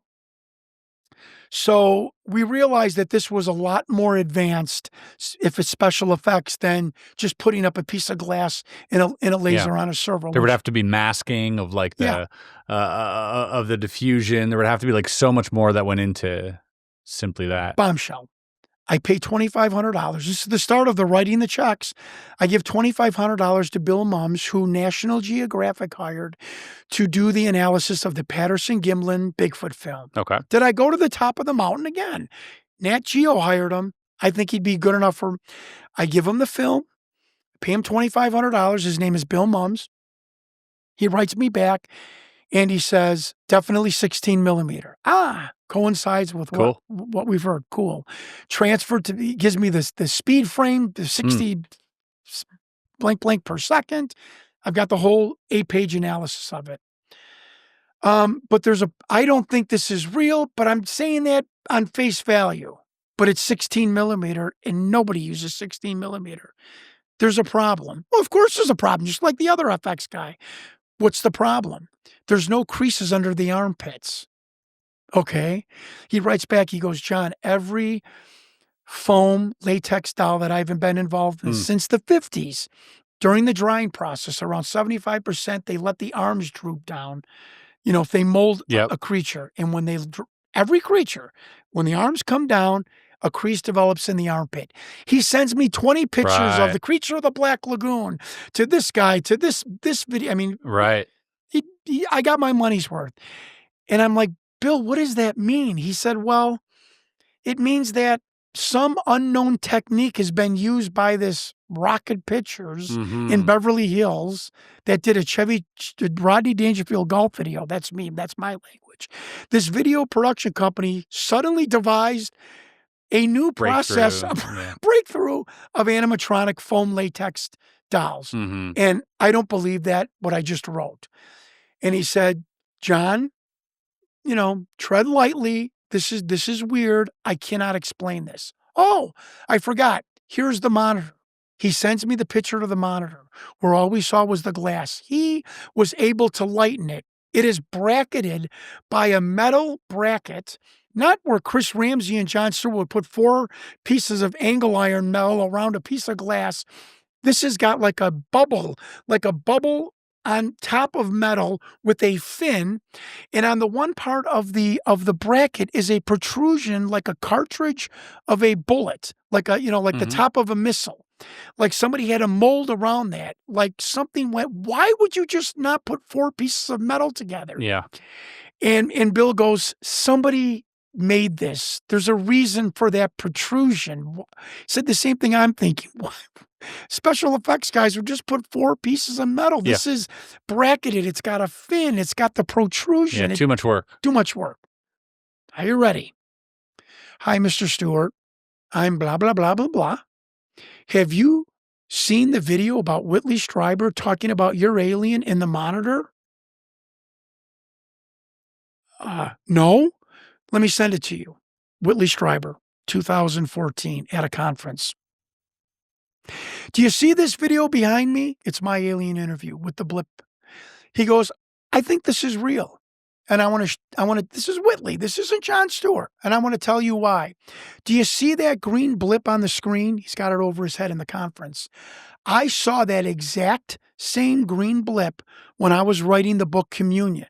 I think it's the way those types of aliens communicate with human beings. And I would see it at the corner of my eye at my writing desk at my home. And I would try and put my hand over it, and it would not cover the blip, and it drove me crazy. I'd put my thumb on it. I could not get rid of this blip. And I think it's the way the beings were communicating with me when I was writing Communion.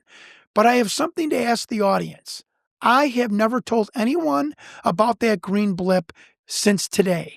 How in the hell did a Hollywood producer in 1996 know to put that green blip in that video, that the gray beans, that is one way or possibly a way of them communicating? I never told a soul. So how did that Hollywood producer, and I'm asking your audience, how did that producer, rocket pitcher, know to put that green blip in? Sure. Yeah. And I about fell off my chair when I heard that. And I've had other people email me. Again, I want to tell you the whole very quick story. Sure. Somebody said, I think Bell Labs made that. They turned the modulation, so on and so forth. Okay. Somebody else emails me. He's kind of known in ufology, Mr. Stewart. It's not a heart monitor. It's not a physiological monitor. It is kind of a communication device, but the gray beans give off a vibratory response. Now, we've heard this from other people, other abductees. We heard this from the S4 security guard, Derek Hennessy. Whether you believe him or not, they would put Vaseline on the hair of their arms and the back of their necks when they were around the Bob Lazar craft in the hangars, because they gave off a vibratory resonance. Their skin, the human beings vibrated. And this person told me that grays give off a vibration, and that box was built specifically to absorb, to detect that vibration. After all of this, it's still not good enough. I will finish up here. I did find Tektronix. No, it got made into a different company. That's why I love you, bro. Tektronix did make a similar looking green blip. It's this real vivid blip that did not stay on the bottom of its machine that I have the video of. Sure. So I did find an actual human-made machine with that blip, but it did not look anything like that box. So when you look at you whistle past the graveyard on the alien interview, hoax, and you just hear of the monitor story. Yeah. How did Whitley? And that's just one thing. It's one thing. You know, there's so many different things in this video, from the video itself, how it was filmed, where it was shot, how it came to be, and then certain items in the video, certain potential costumes that don't make sense. Chris, can I say one thing? Sure. Would it make sense that the government knew what Whitley knew from dealing with the beings for 70 years, that we have devised this green box and this is the way they communicate? That's when I hear like the Whitley Strieber story, I say, government psyop. But that almost or real. But that almost negates the telepathy. It almost replaces the telepathy then. So no, that's not true. I was told that the vibration that they give off, they emanate a different vibration when they are in stress or when they. And then someone else told me, just a random ufologist, that was the being's way of telling the telepath, I am sending you something right now. I see. I don't believe that. Okay, but that's an interesting perspective. Sure, it's interesting. Okay, I think we should get to the chairman. Let's get to the chairman. In the list of men in the room. Yeah, absolutely. That would be really interesting. So there were a few people in the foreground. There were the two doctors that approached as well. And what do we know about these people? How do we know that these are real people? So, like many things, I've always been interested in conspiracies and whatnot, and I always know and realize, like with MJ12, like with a lot of other things, when you go public as an author, researcher, investigator, journalist, sometimes people in the know will approach you, will send you things. Yeah. So I go on the Jeff Rense program. This is one of the oldest internet programs, pre-podcast in America. And he writes me back. He said, I know this video, John. I believe this is real. You're coming on. Tell me what you have. I go on there, the hat in hand, the humble Jon Stewart, not the crazy guy. Can anyone help me? Here's what I have so far. I told the whole monitor story, so on and so forth. A week after that, I must want to say one thing before that. 2 days, this was Memorial Day 2022, my emails disappear off my phone. My read, be specific because your viewers should get specificity. My read but not deleted emails disappeared off my phone. It was in my cup holder. My wife and I were driving in the upper peninsula of Michigan, and my screen goes blue, black, white, black. I go, and all of the blue dots saying your email, they're gone. I look at my wife and say, well, that's crazy. She's like, what happened? I'm like, my emails are gone. So I talked to the Jeff Rense producer pre-interview, which is standard operating procedure. I said, I just want to let you know my emails disappeared yesterday. Oh, that happens all the time. To who? A lot of our guests. He goes, John, we're monitored. A lot of these podcasts and radio shows are monitored. This happens all the time. And, you and Jeff and I have been emailing back and forth for 2 weeks. You must have been on somebody's radar. Don't worry about it. I'm like, well, I am not a UFO guy. I am worried about it. He's like, Mr. Stewart, just relax. This has happened before. Jeff Rense's producer. About 10 days later in June, I get an email from a person. And he said, I caught your interview on the Jeff Rense program. You had some things right. You had some things wrong. I am knowledgeable of these programs. I'm not in these programs, but I have knowledge and I know people in these programs. And I'll never forget this line. If I can give your investigation a nudge, I will. Boom. Okay. Doesn't sign his name or anything. Once a month, it's very important to know this. Once a month, I get an email from him. How you doing? Or, caught you on another podcast. You got this wrong or that wrong.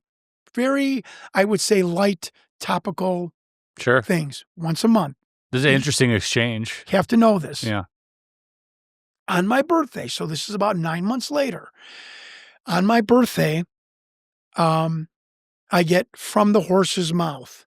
Now, I'm a public figure, pro wrestler, but it's hard to find my birthday. I just find it funny. On my birthday, on a Friday, I get this email From the Horse's Mouth, and it's his email address. And I open it up, and I want to be very specific here. He's obviously I know who he is now, but he is an older person in his 70s, not technically savvy. What he did was forwarded me an email that was sent to him from someone he knew inside the DIA. What we have found out is the Defense Intelligence Agency runs all things alien extraterrestrial, Project Aquarius out at Papoose Lake, and the Nellis Test and Training Facility. DIA runs the umbrella program, and under that umbrella program is NSA, DOE, DNI, Navy, Air Force, so on and so forth. But the overseer running this program, the air traffic controller, Defense Intelligence Agency, who I found out was created by Senator Barry Goldwater and John F. Kennedy, because the CIA was obfuscating and subverting them. They wanted a department to collect their own intelligence, and Goldwater and John F. Kennedy created the DIA. And the DIA, believe it or not, the Air Force was through with the extraterrestrial, with Project Blue. They'd had it. They actually kind of put it up for auction. Does anybody want to take over the DIA brass? Yeah, they took on Stargate as well. And okay, this is why I come here. So I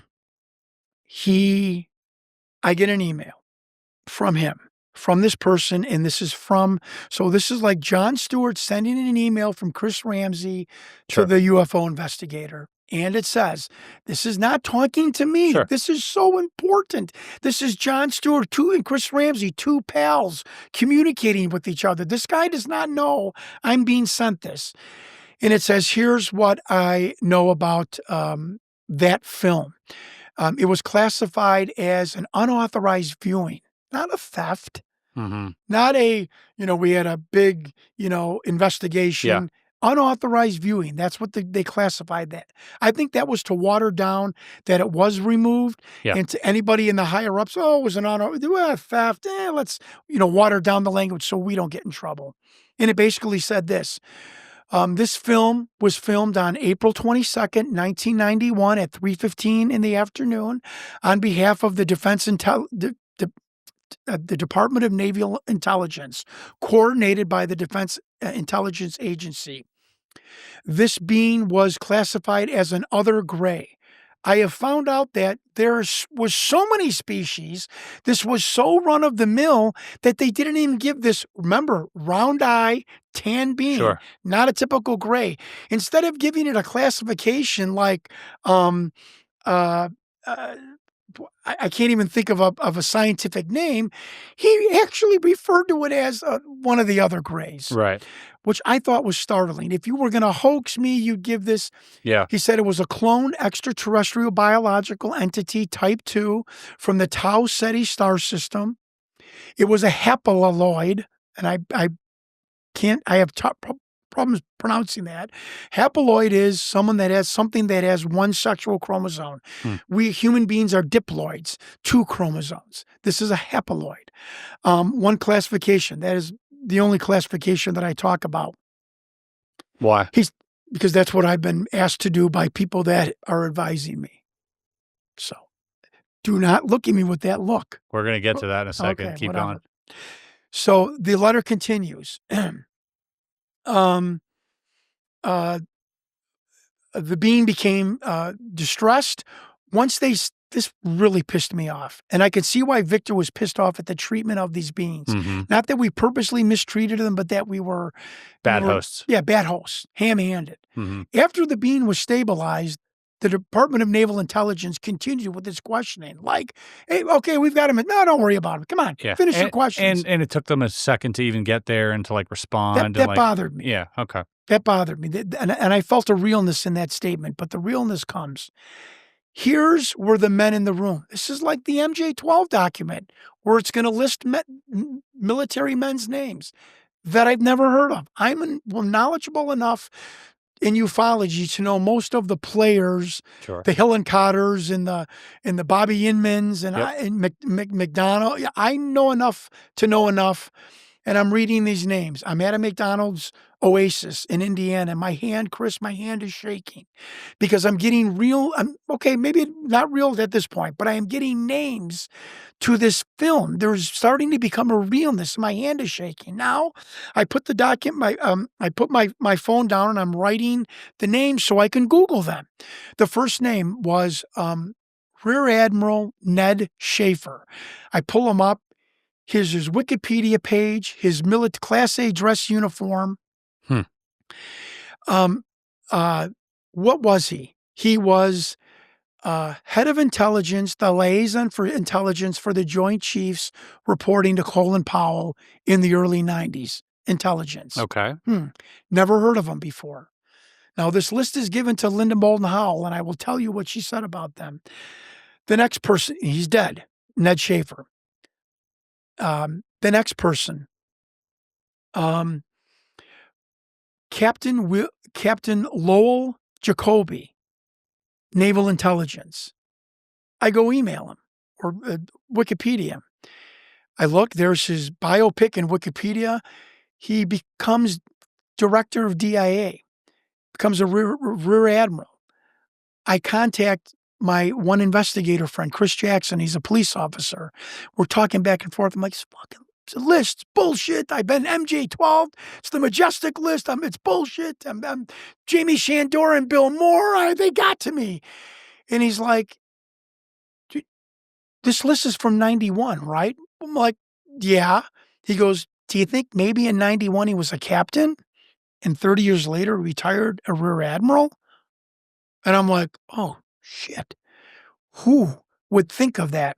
To give me a list of men's names and ranks in 91 when that, I'm just saying, I don't know if I would have thought of that. Right. To give someone's rank in 91. I'm gonna stop with the list. I find his email. I email him. Former DIA Director Lowell Jacoby. I'm Jon Stewart. Chitty chatty, ha ha he, ho ho ha. He writes me in an email, call me Jake. I don't wear the uniform anymore. That was a direct quote. Whoa. You call me Jake. And I write him back, oh, you live in Virginia. I heard the fried chicken at these gas stations is incredible. And I'm going to take you to go play golf. And ha ha, hoo, hoo, and we're golf buddies now, chatting back and forth. And he writes back, you said you're working on a documentary. What do you want to ask me? It's like this space the Hewlett Packard old guy. I'm like, oh God, here we go. Yeah. I said, Mr. About to get hung up on. Now I'm going to sound like I'm bragging. I'm not. I said, Mr. Jake, my father was in the Navy. I stopped the closure of the North Chicago VA with Mark Kirk. We did that. We stopped it from closing. They ended up building a $132 million Captain James Lovell Apollo 13 Surgical Center. I'm very proud that I was a progenitor of that. I'm writing this to him. When I ran for Congress, the military and veterans were at the top of my pyramid. You have my utmost respect. But this came across my desk. And I sent him the email. These are the men in the room. And he ghosts me. Mister, we're going to have fried chicken and play golf. Yeah, ghost me. Do you know what military people told me? When you're honorable and you're in the military and you don't want to lie to somebody, you won't lie to them. You stop talking to them. Doesn't end. Well, Jon Stewart's anecdotal story, Dr. Michael Sala, Exopolitics. He goes, give me his info. I'll contact him. Whoa. So Dr. Michael Sala emails him. You know, I was an international negotiator, mediator.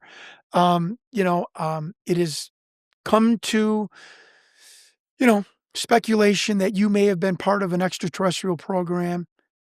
Responds to Dr. Sala. A little respect there. Here's a political figure. And he says, I'm just not going to talk about any of that. Doesn't deny it. Yeah. Doesn't tell him, go kiss my butt. Just, doesn't. Respectfully declines. Right. Whoa. That's crazy. Now we go down. Dr. Craig McPherson. Now, this is slightly funny. I go on Wikipedia. I find Dr. Craig McPherson. He is a cardiologist in Connecticut. He's got the bald head, the lab jacket. Craig, I'm like, oh, cardiologist. Remember? The bean was coffee. And I find out that he was a pulmonologist before being a cardiologist. Lungs. Yeah. The coughing. With the VA. Mm-hmm. So did they pull him off the bench and say, go to S4? I'm calling his office, like a crazy person. Finally, the secretary's like, you want an appointment for your coughing? You're from Chicago? How did you get hold of Dr. McPherson's name? and I'm stumbling, and she's like, "Sir, you got a bad alibi. What are you doing?" So, you got to work on that. You got to think about that first next time. I'm going to tell you the story about All right, this, let's go. a George Costanza story. So, a little bit of time goes by, and I tell the story on the internet without mentioning all of the names. Yep. And somebody says, "I think you got the wrong Craig McPherson." Again, Internet Angel. Sure. Do you know Linda Moulton Howe interviewed a Dr. Craig McPherson who admitted being a scientist at Area 51? Oh, that's the other thing.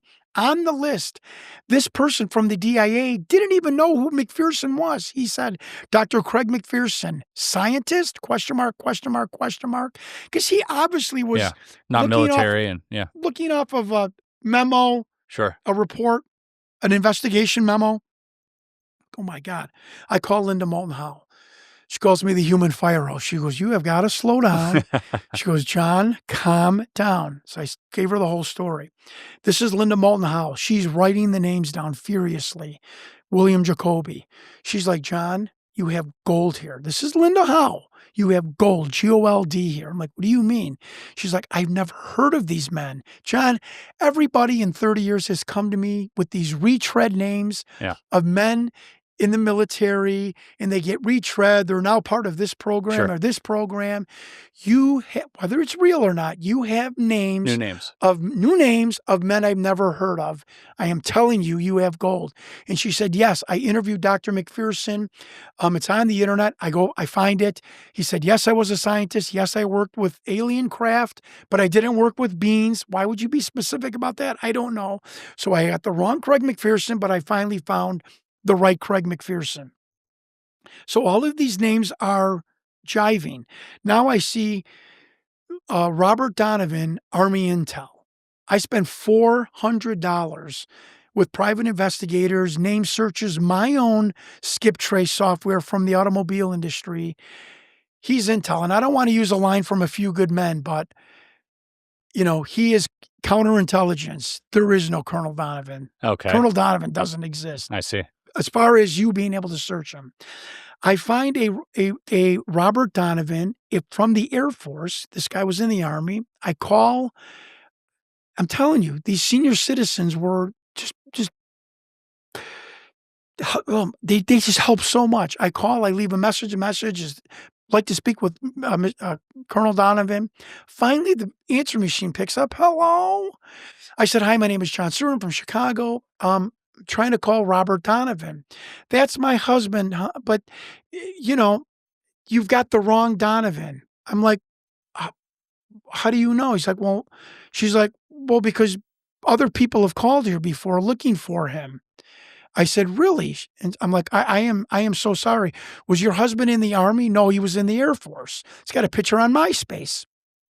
I'm like, "Okay, I am really sorry to bother you." And it sounds like she's on her deathbed. And I go to hang up, and I hear on the phone, thank God I didn't hang up, hyper nut Jon Stewart.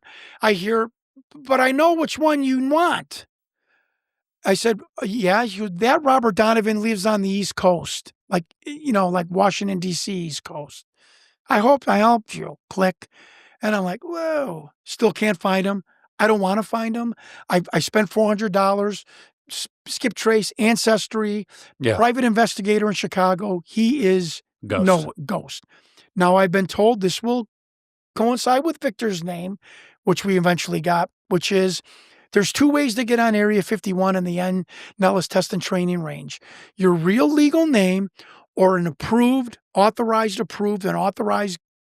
given name by U.S. Intel, CIA, NSA, DIA. There's only two ways. You can't get on with your nom de plume, a fake name. It's got to be given to you by an intelligence agency and the credentials, so to speak, to back it up. So I believe that was a nom de plume given to this person by U.S. Army Intel. Here we go. A pseudonym. Yeah, pseudonym. Here we go. Go down to the next name. Dr. Wilford Webb Wilson.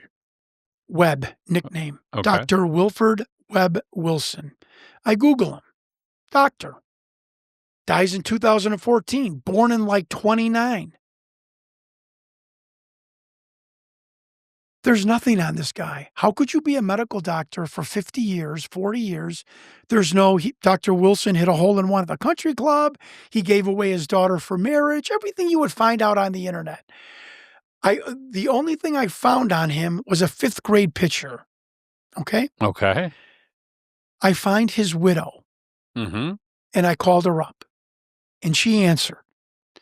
Now, can you imagine calling an 80-year-old woman telling her, I think your husband was a doctor involved with extraterrestrials, but that's exactly what I did. I'm going to call her Kim. She had a short 3-letter name. Duh. What else could you? I'm going to call her Kim. I said, Kim, my name is Jon Stewart. I'm from Chicago. I'm a documentarian, which I wasn't. I want to ask you something, and just don't hang up on me. Just let me say what I have to say. Is there any way possible that your husband, Dr. Wilson, was involved with a secretive government program out at Area 51? On my right hand to God, and I know that's a perception qualifier, but it's an Italian Chicago thing to do. Johnny, on my right hand to God. There's a pause, and I'll never forget the line she used. She's like, that's really interesting, John. A light bulb is coming on over my head. And I said, Kim, I don't understand. She said there was a real bone of contention with Webb and me. She used his nickname. I did not call him by his nickname, and the nickname was on that document. Whoa, right. She says there was a really big bone of contention between Webb and I. It's interesting. She said, whenever we would go out with our friend group, they were from Korea, World War II, Vietnam. They had funny stories about the foxhole or the food at a base or a funny drill sergeant. My husband would never chime in. He would just stand there, sit there quietly. Friends would ask, what did he do? That he can't talk about anything, doesn't want to talk about anything. She said, John, it was such a bone of contention, that verbiage. There was such a bone of contention that it almost caused us a divorce. I would scream at him. What did you do that was so terrible that you can't tell me? And she said, you're solving a family secret. What did he do out there? Oh, my gosh. I said, well, not only can I tell you what he did, I have the video. I said, Kim, I almost said her real name. Kim, he was a doctor, a medic for a program that retained and interrogated extraterrestrials. I'm sorry. I know this is bizarre and crazy, but this is what came across my desk. I have a video. Can I send it to you? Yes. I said, do you know how to go on YouTube? If I send you the link, she's like, yes, I know how to. I send her the YouTube video. 5 minutes later, I call her back. She's like, John, I am, and we blew it up. So you could barely see like D&I was that, because we wanted to see the can't really see the right medic, but you can make out the face. Sure. When we blew it up, she's like, I call her up. I said, John, I can't be 100% sure, but the doctor on our left, that's Webb. I know the bridge of the nose. I know my husband in a medical mask. I've seen him a million times.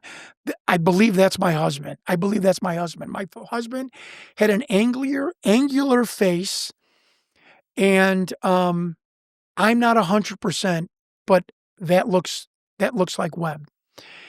And I said, I can't, Pam, I don't know what I don't know what to say at this point. I'm like, he never mentioned anything. She's like, no, and I told you we would get in fights that, what was, she goes, and now I know what possibly why he kept his secret from me. Funny, Victor says the medical staff at S4 is chosen more for their ability to keep secrets than their medical knowledge. Interesting. Doesn't end. She goes, you live in Chicago. My daughter lives in south suburbs of Chicago. I'm going to give you her name and number. If you ever want to talk to her about her stepfather, here it is. Like I'm getting invited to the next family party. Sure. Not like buzz off, crazy guy. Yeah. Don't ever call me again. I have tried to get a hold of this person, her daughter. She has not returned my emails or my phone calls. I'm going to have to go to her townhouse. It's by an auto auction that I go to. I'm just going to have to knock on the door. I've done this before, but that is happening. And and she doesn't have a Facebook where I can see if she had pictures maybe of her stepdad. This would be very, very helpful. And I am afraid to go back to the widow because it's almost like it didn't happen. Yeah. Does that make sense? Like, you don't want the bubble to be burst. Mhm. I don't want her to say, I never told you. She did tell me this. She told me everything. And I don't want to go back in case we have to film this again for a docuseries. It could be fresh. But that story is 1,000% accurate, what she told me, how secretive he was. The next name on the list was Carthusian Monk 1.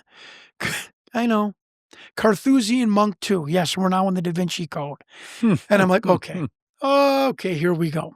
Carthusian Monk. Now I Google Carthusian Monk.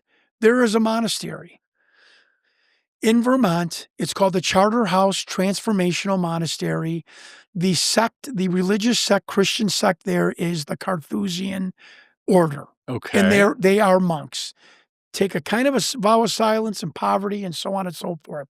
I am going to jump ahead to let you know what we found out. I have the picture of this one monk who was an alleged thought projection interviewee. Oh, so they were the psychics. So, an investigator of ours actually went there, made contact, and talked with him. He's 91 years old. We call him Brother Tom. Some of us call him Brother Patrick. Some of us, my investigation cohorts. And he's 91 years old. I'm going to blow your mind now. He said that. Did you get this on film? No, we couldn't. And I know. Okay, you can't take a camera into the charter house. They basically take a vow of silence. What he said was that remote viewers with the NSA were getting this vibe, remote viewing of a white building in the far upper East Coast where members there had the gift. Telepathic gift or whatnot. Wait, so these Carthusian monks were found by remote viewers? And I want to know if this was done in the 60s, would one of those remote viewers be Joe McMoneagle? McMoneagle? Come on. How many could there have been back in the 60s? I mean, potentially. So that would be a great interview. He said that they found out that we had the gift. There was a total of 6 monks that they used. Do you think he said right away, we went right to S4, primarily used in what was the ally side of Germany? The West? Mm-hmm. Yeah. East Berlin was the communist. That they were used for counterintelligence vetting or in analyzing whether someone was telling the government the truth, a mole, an agent, counterintel, you name it, where documents were, where this person was, is this person leaking, all kinds of counterintelligence work. He and these men were used in West Germany by the government.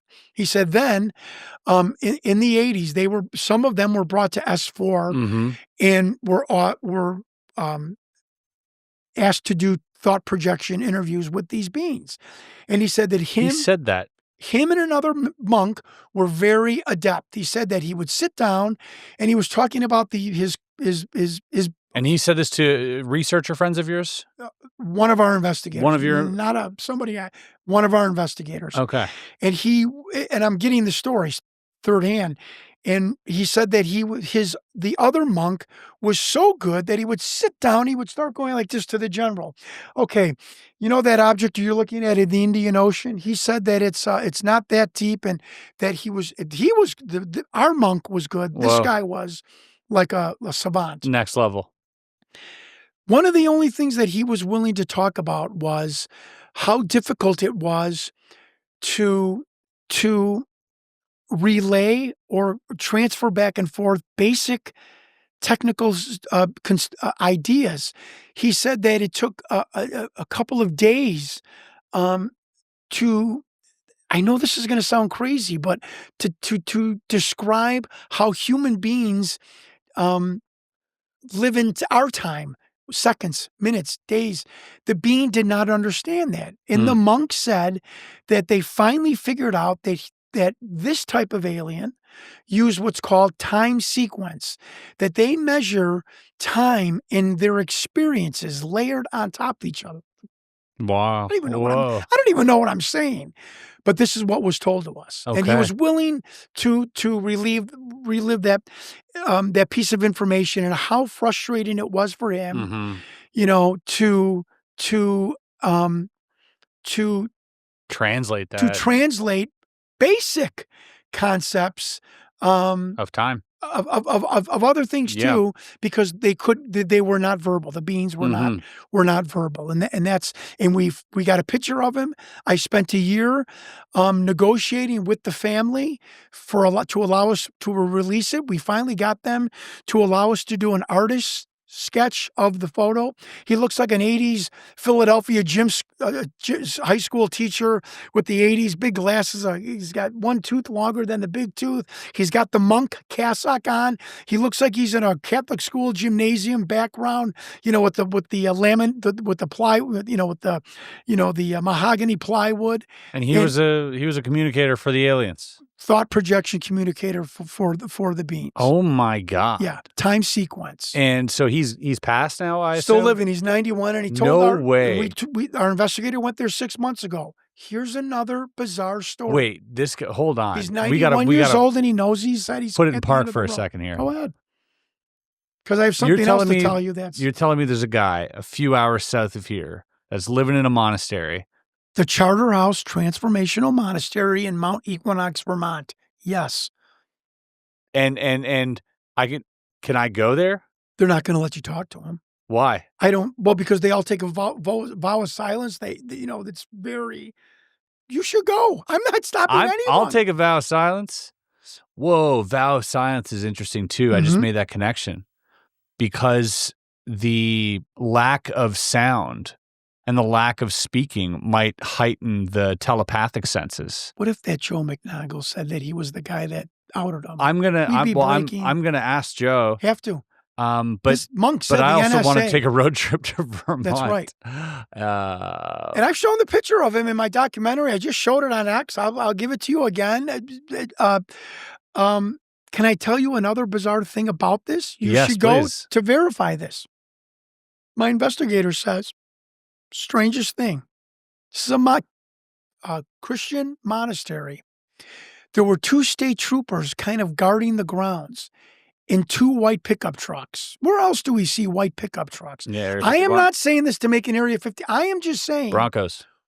Would you use the discretion and the funds of the military intelligence apparatus to hire Wackenhut, the same security at Area 51? Would you use the same security to guard the perimeter of this monastery? I don't know. I just find it interesting that state police were there, Vermont State Police, and 2 white pickup trucks were there. How fun for them that the people who know the most took a vow of silence like that. It's also maybe. Well, I'm sure they talked to intelligence about what the being. Do you know what I mean? But they're like, hey, let's get these guys. Not only, are they perfect telepaths because of their vow of silence, but they're also, they also won't say a word. and again, I'm like, how did a monk get to, because Victor says the telepath program was a joke. Yeah. They were hiring people that were 1-800 psychics practically. Well, Again, when you are desperate. No, but that was part of the program initially with not only Stargate, but Center Lane and Sunstreak and Grill Flame. They went through a list of natural psychics before they started training the army to do it. But I'm hearkening back to Bob Lazar. When you are desperate, you are the government, and you need this information, you're going to do desperate things. You're going to hire a Bob Lazar. You're going to hire a Stan Dale. You're going to hire a Dan Burrish that, all have sketchy educational backgrounds. You're going to take a roll of the dice. On one of the psychics was a telepath, was a farmer that conned almost the government.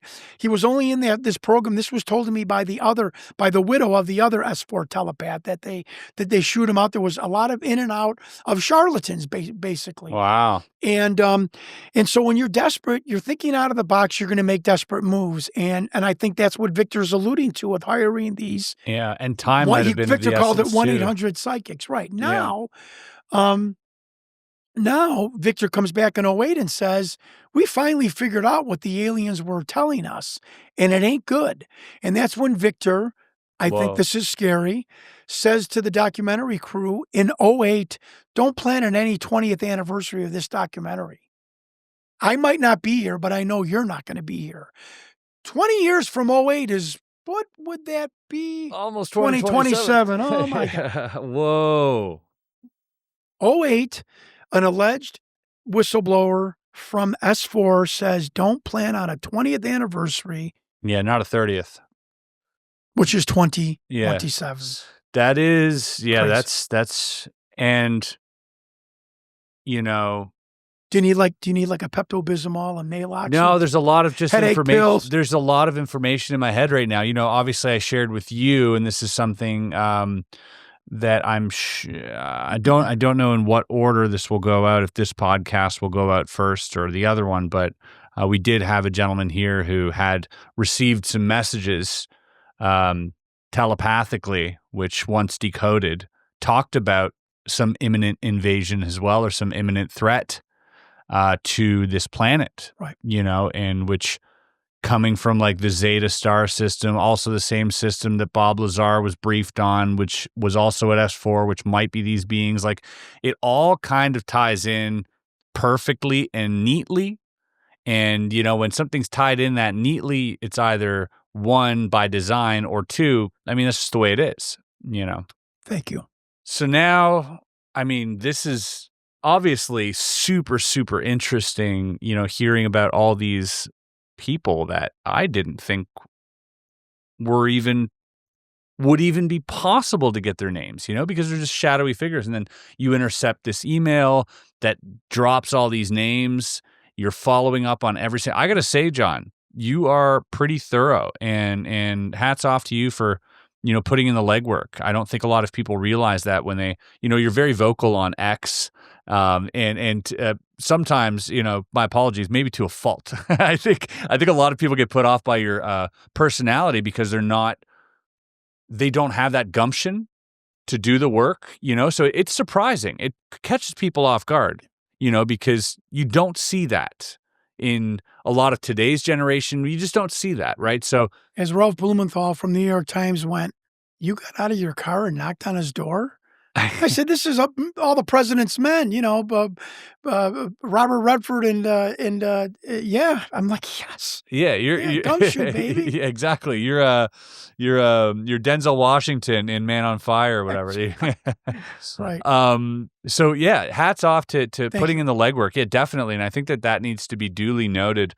Thank you. For anyone thinking really this is like lazy journalism or anecdotal, be that as it may, anecdotal evidence is still valuable in my opinion. And the fact that you went out there and did all this work might lead to a breakthrough. And that's really, really, really great. So yeah, thank you for doing all this work. Welcome. All right, let's go. Well, I'm going to tell you something that I've never stated publicly as I go into this story. And I'm not saying this to be... Sorry, can I cut you off? Sure. If you hear anything, there's like a parade going on out here for like Christmas or something. I don't know, but they're loud. You might not even pick it up in the edits. We might, you know, use some AI to whatever. But if you do that, rest assured it's none of this. And you know, my wife would say, well, of course there's a parade right outside. You got Jon Stewart here. Yeah. You know, what can go wrong is going to go wrong. Yeah. All right, let's go. No, so what I'm about to say, I've never said publicly. And you deserve that because, you know, I really respect your show and bring me out here. I really appreciate. And I'm not saying this to hype up the drama. I think this story, this very quick part of the story should be told because I think it gives a little bit of, it adds this tone of this is no longer... you know, happy-go-lucky former pro wrestler, car dealer, you know, gonna find an alien and prove an alien video, and I was wrong, but the mentality that I had, what I'm about to tell you, was very real to me, and other people were feeding this. Beware. So, and so I just want to say that I don't want people to think, oh, he's telling the story for, no, I'm not. I want to be completely and utterly honest in how kind of scary things did get for me at times. So I have all this information what I've just told you, the names, the phone calls. I said, I think I have enough legs to take this to Ralph Blumenthal and Leslie Keene of the New York Times, who were stringers, part-time reporters who could submit stories. Ralph certainly was full-time at one time. They broke the 17 Lou Elizondo ATIP story. And I emailed Ralph, and he put me in contact with Leslie Keene. And they were, much to my amazement, they were impressed enough where they agreed to meet with me at the Midtown Hilton in Manhattan. Okay. I got a meeting.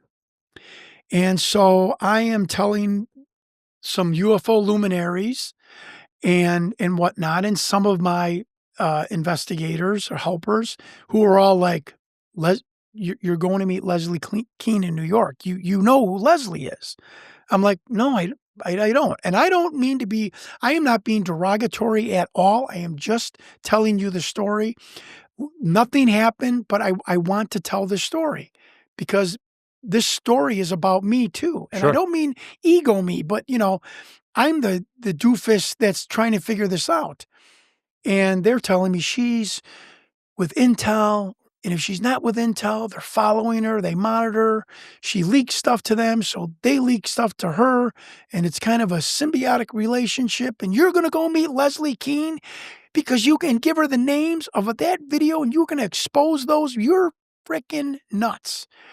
And they worked on me. My own people worked on me so much that I literally cased the Hilton for an hour eating a pita sandwich on the corner to see if anybody was, if this hotel was being monitored, stalked. And I actually, when I got into my room, my mentality, this is my Paul Benowitz breakdown scene for, that happened just for a little bit. The scenario, and I took a wet towel and I put it underneath the door. I don't know. Do they have smoke that could, I don't know. My mind was racing. And of course, nothing happened. And Leslie could not have been nicer. And her and Ralph show up with COVID masks on. They look like Thelma and Ned from Atoma, Iowa, walking in the Midtown. I'm like, I'm worried about getting assassinated. But that was one of the lowest parts of the investigation. They have that feeling like, what, do you think this is a game? Men have been killed to protect this secret that you're trying to expose. And not only the secret, you're gonna, if they did the story, you're gonna have Lowell Jacoby's name in the New York Times. Are you out of your freaking mind? Yeah. So that's how scary it got for me. And I never told that story. And of course, I don't indict Leslie for anything. Later on, I will tell a story about her. And Ralph and Leslie, we spent 3 hours, we had lunch, and in about an hour and a half into it, Ralph was like, stop.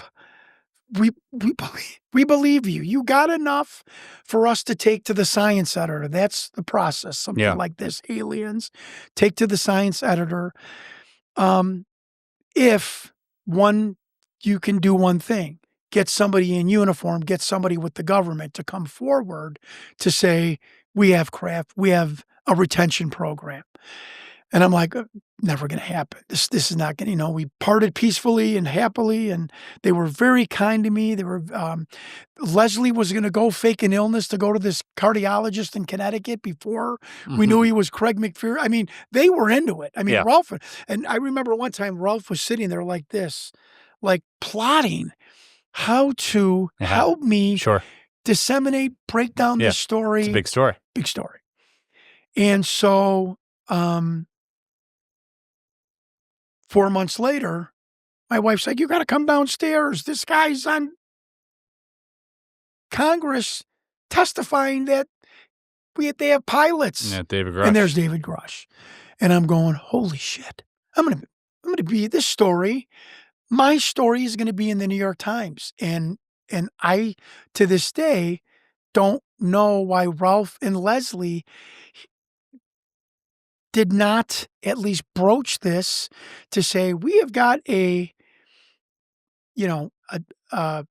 officer with the Air Force telling you that we've got pilots, craft, there's reverse engineering with the craft, our pilots, this might be a pilot. And I think it goes back to It's a lot.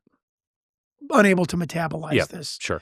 David Grush didn't say that video is real. And that is my quest right now, is to find someone, just got out, is in the military, somebody from the Agent of Disclosure, to look at that video and say, that's fake, this is why, or that's real, and this is why. But that was a very low turning point in my life, when I was so afraid and paranoid that I thought somebody was going to do harm to me.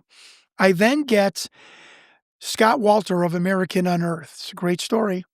He's like, I've been communicating with this agent from the National Air and Space Intelligence Center at Wright-Patt. Have you ever heard of this? No. Yeah. And we vetted him. He's legit. He showed us all our credentials. Like, Scott, you got to put me in contact. This is the guy that will, because he wants disclosure, this guy. And he calls himself Holden from Catch-22. Somebody almost outed him 5 years ago, got his picture, but... So after about 6 months, I finally get a hold, right before Thanksgiving, I get a hold of this secret agent from the Wright-Patt National Air and Space Intelligence Center. Very polite, very intelligent, nicest guy in the world. I just want to say, Chris, every military intelligence person that I've ever spoke with, the government hires some really quality people. I'm complimenting the government. It's very nice, polite. It's respect. It's part of the tradecraft. So I finally, I'm an expediter. I do things in seconds and minutes. But the stock market, the car business, I'm not good at waiting, but I did. So I finally get a hold of him. We finally talk a couple days before Thanksgiving. And he said, well, I can't tell you everything. And I said, you've seen the video? He goes, I have. I said, you told Scott Walter that it was real. He said, I did. He said, I just want to let you know that the government does have a black, ops magic department. They had one on the West Coast at Lookout Mountain, I believe, in the 60s for their missile testing. This is not uncommon for the government to leak something but recreate it, so they're not violating national security. They're not violating this deep secret, so they can say, we tried to tell you. We tried to show you this. Right. And just like Greer, this Holden said, just don't be saddened if that does become the case. He said they'll even get actors to look like that military person that should have been there at that time. He said they're very, very, very elaborate. He goes, but that being looks awfully authentic to me. He's like, I just want to tell you a couple of things about him.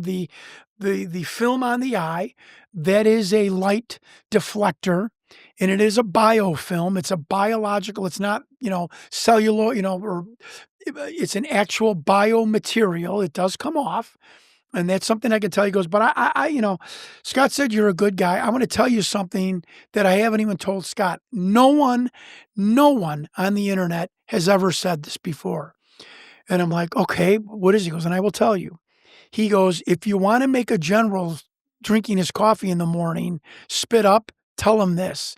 The new designation, this was 3 years ago, the new designation of aliens is SABER. I'm like the sword? He's like, yes, SABER.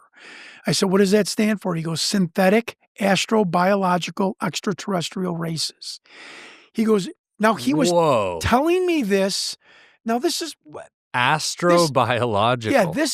This, I'm not getting melodramatic here, but this was, he was helping me getting in with other intel people, like, I know things too.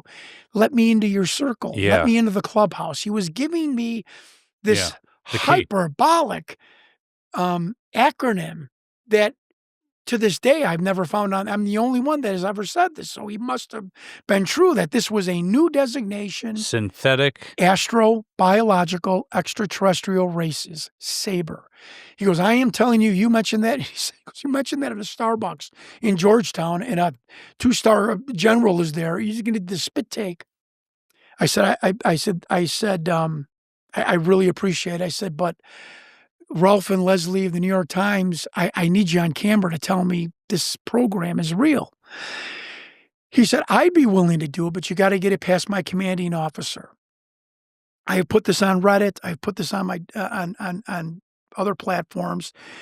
I developed a list of questions for him, so explosive, so hyperbolic. But if I was going to interview him, I wanted to get the truth. I agreed in this form to his commanding officer that he would be silhouetted. We could voice assort him just like Victor. But nonetheless, I had to get answers to these questions. When was the first contact with extraterrestrials? Was it before the 1800s? Does the United States government in their possession any type of biological being, off-planet, interstellar, interdimensional, any of the type, living or deceased? What are some of the facilities housing these beings, if they have these beings? I mean, explosive. I sent it to his commanding officer at Wright Patton, and he gave me a code for his commanding officer. Now I'm in the military, and I still don't read, it was like an acronym and the fax number. Okay. A week, 2 weeks, 3 weeks. I email him. We were emailing each other on Signal. I call Scott Walter. I'm like, dude, have you heard from Holden? He's like, no, I haven't. I'm like, he hasn't. It's like, John, he's always doing something. It's going to take some time. Mm-hmm. 6 weeks go by, 7 weeks go by.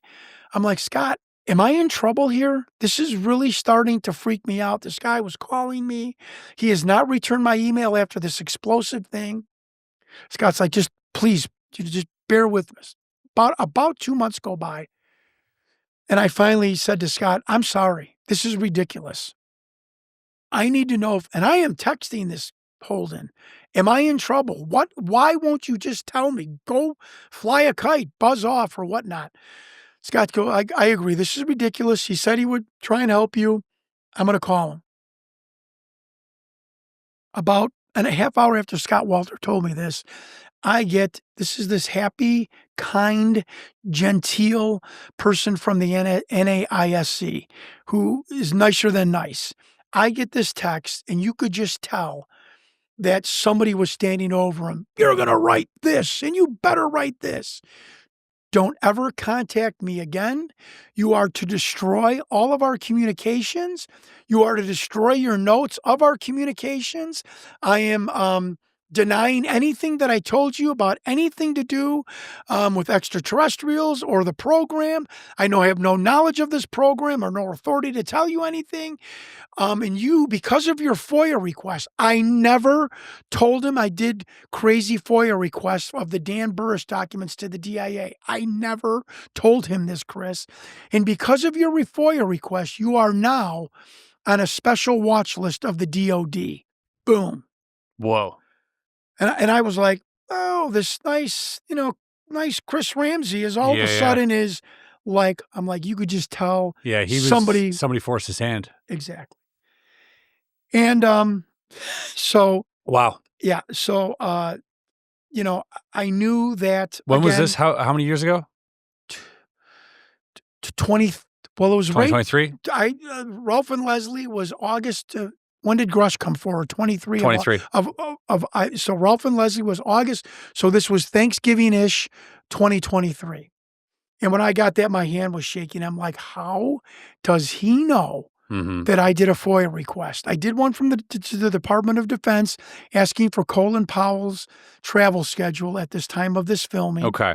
And I sent one to the DIA asking, and I want to talk about this, about the Q-94-109A document that Dan Burris brought forward of the extraction of tissue with the pressurized gun because of the neuropathy that J-Rod had. I sent that.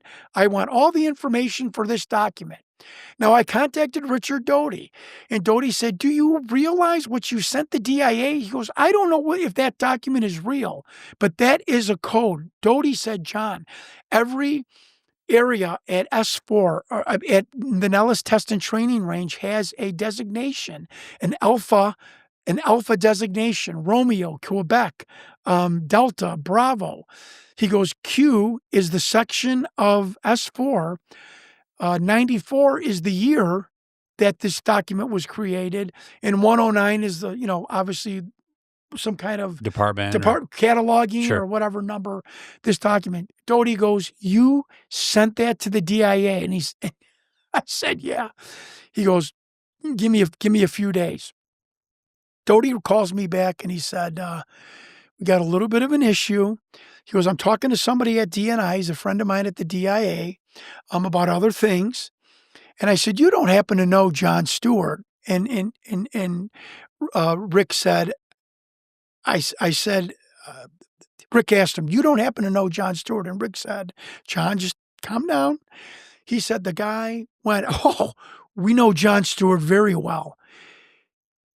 His FOIA request sent this quote, trip flares up in our agency. He goes, Rick, this guy is sending us stuff that we've never even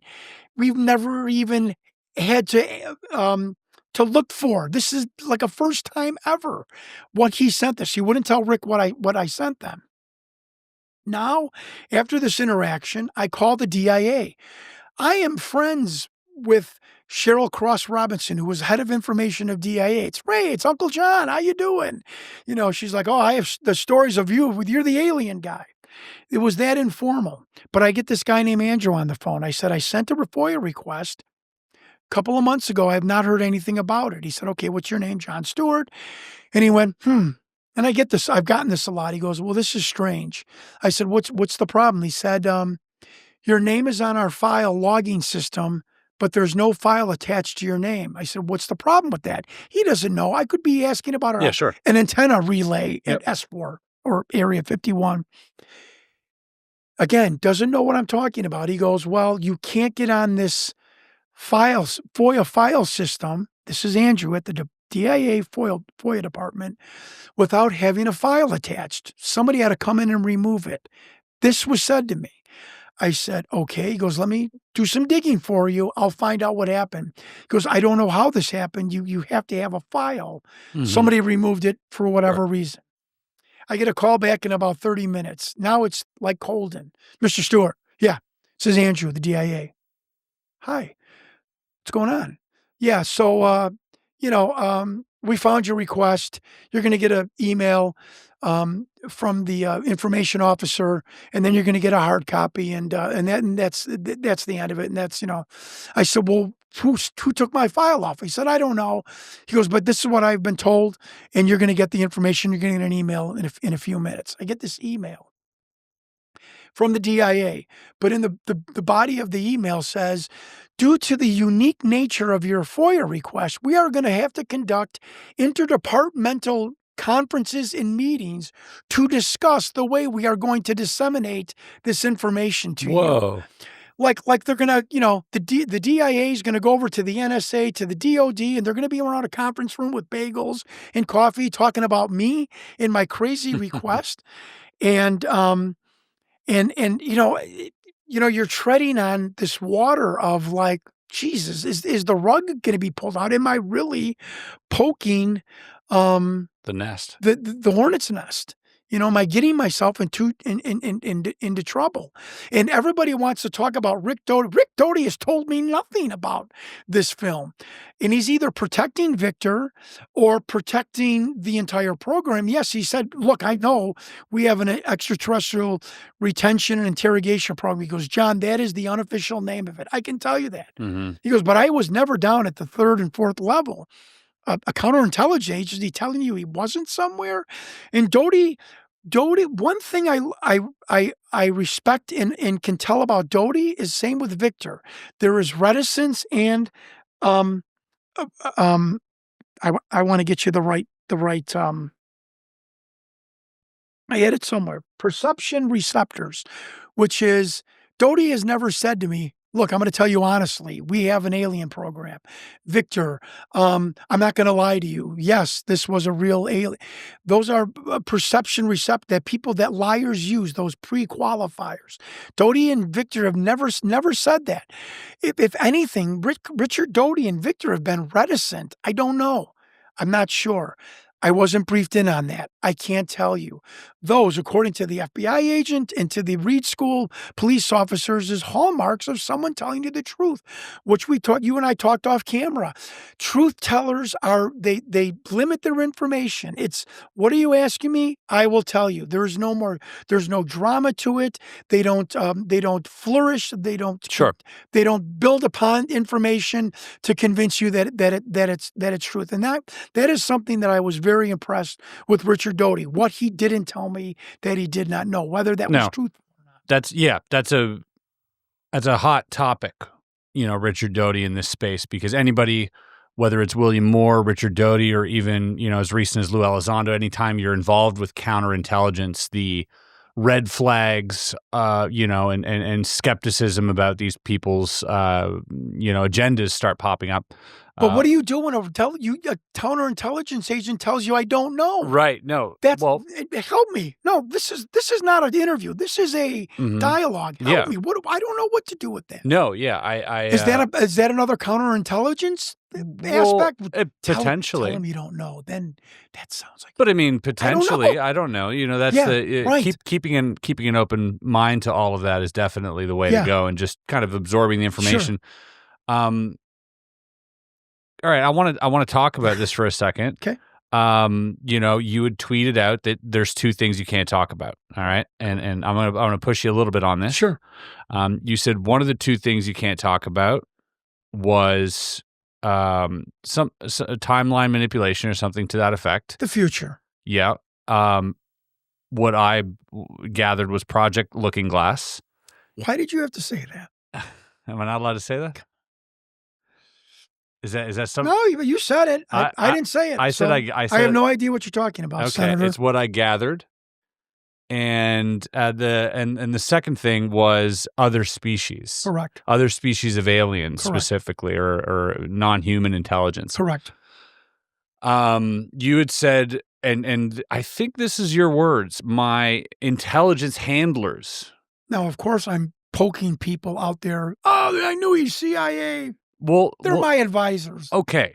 Helpers. Is Richard Doty one of those helpers?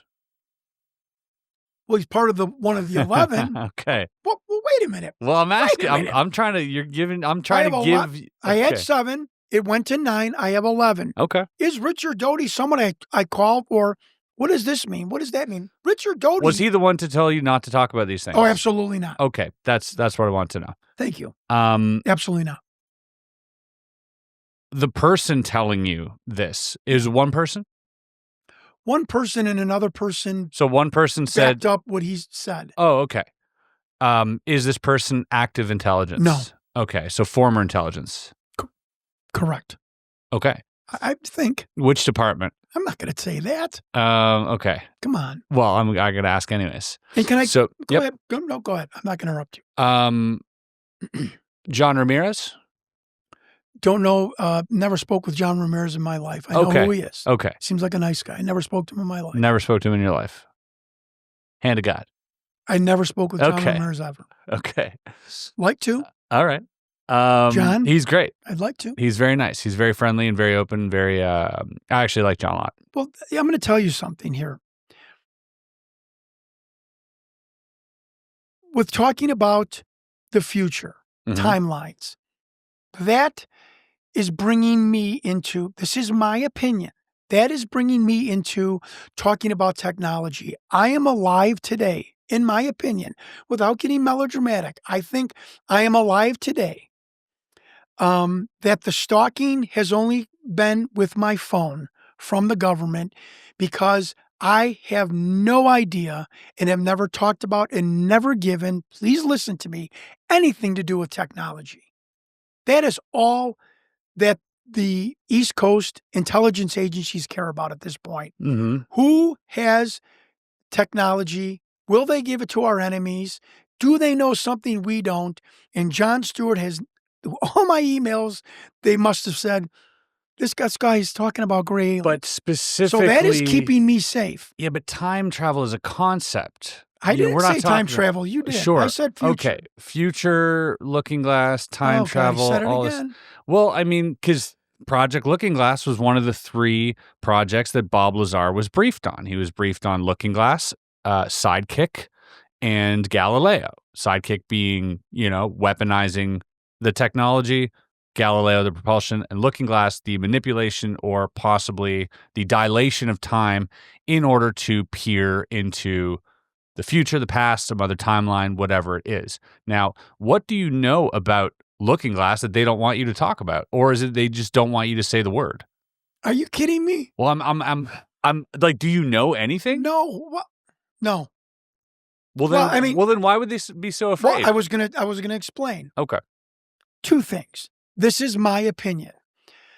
I think that these little tests, or these little requests, is more about, can this guy keep his mouth shut? Even something innocuous. Sure. Even something that maybe isn't even a big deal. I don't know if that program you talked about. Right. I'm just saying. Okay. Can Jon Stewart keep his mouth shut? Well, you tweeted it. I didn't tweet that name, did I? Well, you pretty much bleeped out a few letters. I mean, but I didn't tweet that name. I'm no king of Wheel of Fortune, but okay. I mean, but I've never talked about it at great length. No, right. You didn't. In fact, even prior to this, you didn't mention it. Right. I was the one to bring it up because I read the tweet, and the tweet is, it definitely points to that. And I remember the day it happened. It was, don't ever ask about it, and I am telling you, do not ever bring it up on any of your podcasts or whatnot. And I don't want you talking about other species other than the grays. And if you stick to the grays, you will be safe. I can guarantee it. And I have done exactly that. And I find it funny. Yes, I come off as a very easygoing, funny guy, Italian from Chicago, but I believe that those who want to leak things and want disclosure and drip and find nudgnicks like me, I believe that there are there is if you mention my name in certain groups and intelligence factions of non-retired and current people in intelligence, it is my opinion that it's the good guy, Jon Stewart, good guy. You can trust him. What? I am trustworthy. Yeah. Tell me something, I'm going to put it in the vault. And I can't believe it because I am a. How I kept you told me not to bleep. Yep. Talk about me Sure. coming on here. How I kept that. I have, but I've gotten good at not saying it. I appreciate people. that. And I will pry and feel free to continue to not talk about it. But I have to ask. I understand. But the idea, if someone came to me and said, don't talk about these 2 things, right? Don't talk about this one thing we'll call this project. And then don't talk about other species other than the grays and you'll be safe. Like this. Direct quote. So, direct quote. Okay. So this to me doesn't tell me that, this to me tells me that there's a narrative forming and that they want you to uphold the narrative. Absolutely. Yeah. And it tells me that the narrative. Are you being handled? Yes, to some degree, of course. Well, it tells me that the narrative is obviously, Looking Glass is important. Sorry. Jesus Christmas. All right. And B, that, I mean, I don't know what to make of the other one. I just find it, whether it's them trying to create, this distance between us and the species physically, because, such a massive difference. But in reality, is it because the other species are like us, Is it because that's what's happening and that's what they want to cover, is like the fact that they're here, they're like us, they look like us, they're around? Or is it the fact that they're like bugs and they're strange looking? Like what do you think is the reason? Okay, we won't even talk about the other species. What do you think is the reason for them not wanting you to talk about them?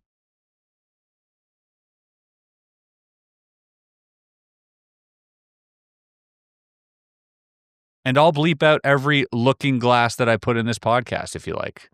Whatever you want to do. I believe that sticking with the grays, that it's possible that because they are potentially a biological android and maybe not as sentient as we like to think they are, they're part machine, part biological makeup, that they are less of a visual and perceived threat, if that makes sense.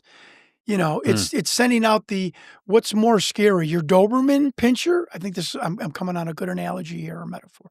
Your Doberman pinscher or your Roomba vacuum cleaner? Right. I'm just saying. The Roomba vacuum cleaner it's a mechanical piece. Right. You're saying it's a easier pill to swallow. I believe so. I think that even that would only be true if the aliens looked absolutely hideous like bugs, but not if they look like us. Right. I'm just simply telling you what I was instructed to do. Were you ever given information on any other species? Oh, that's a good question. No. Okay. And I'm telling you that no, I believe you. Yeah, no.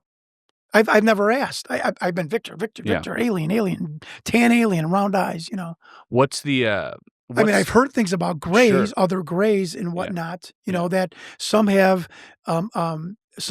sexual appendages. Yeah, some don't. Some don't. Some taller, shorter. Right. 4.5 feet to 3 feet. Yeah. Wraparound almond eyes. Hybrids. Gray, blue, light tan. Peanut butter. Yeah. Peanut butter? Peanut butter color. That was Linda Howe.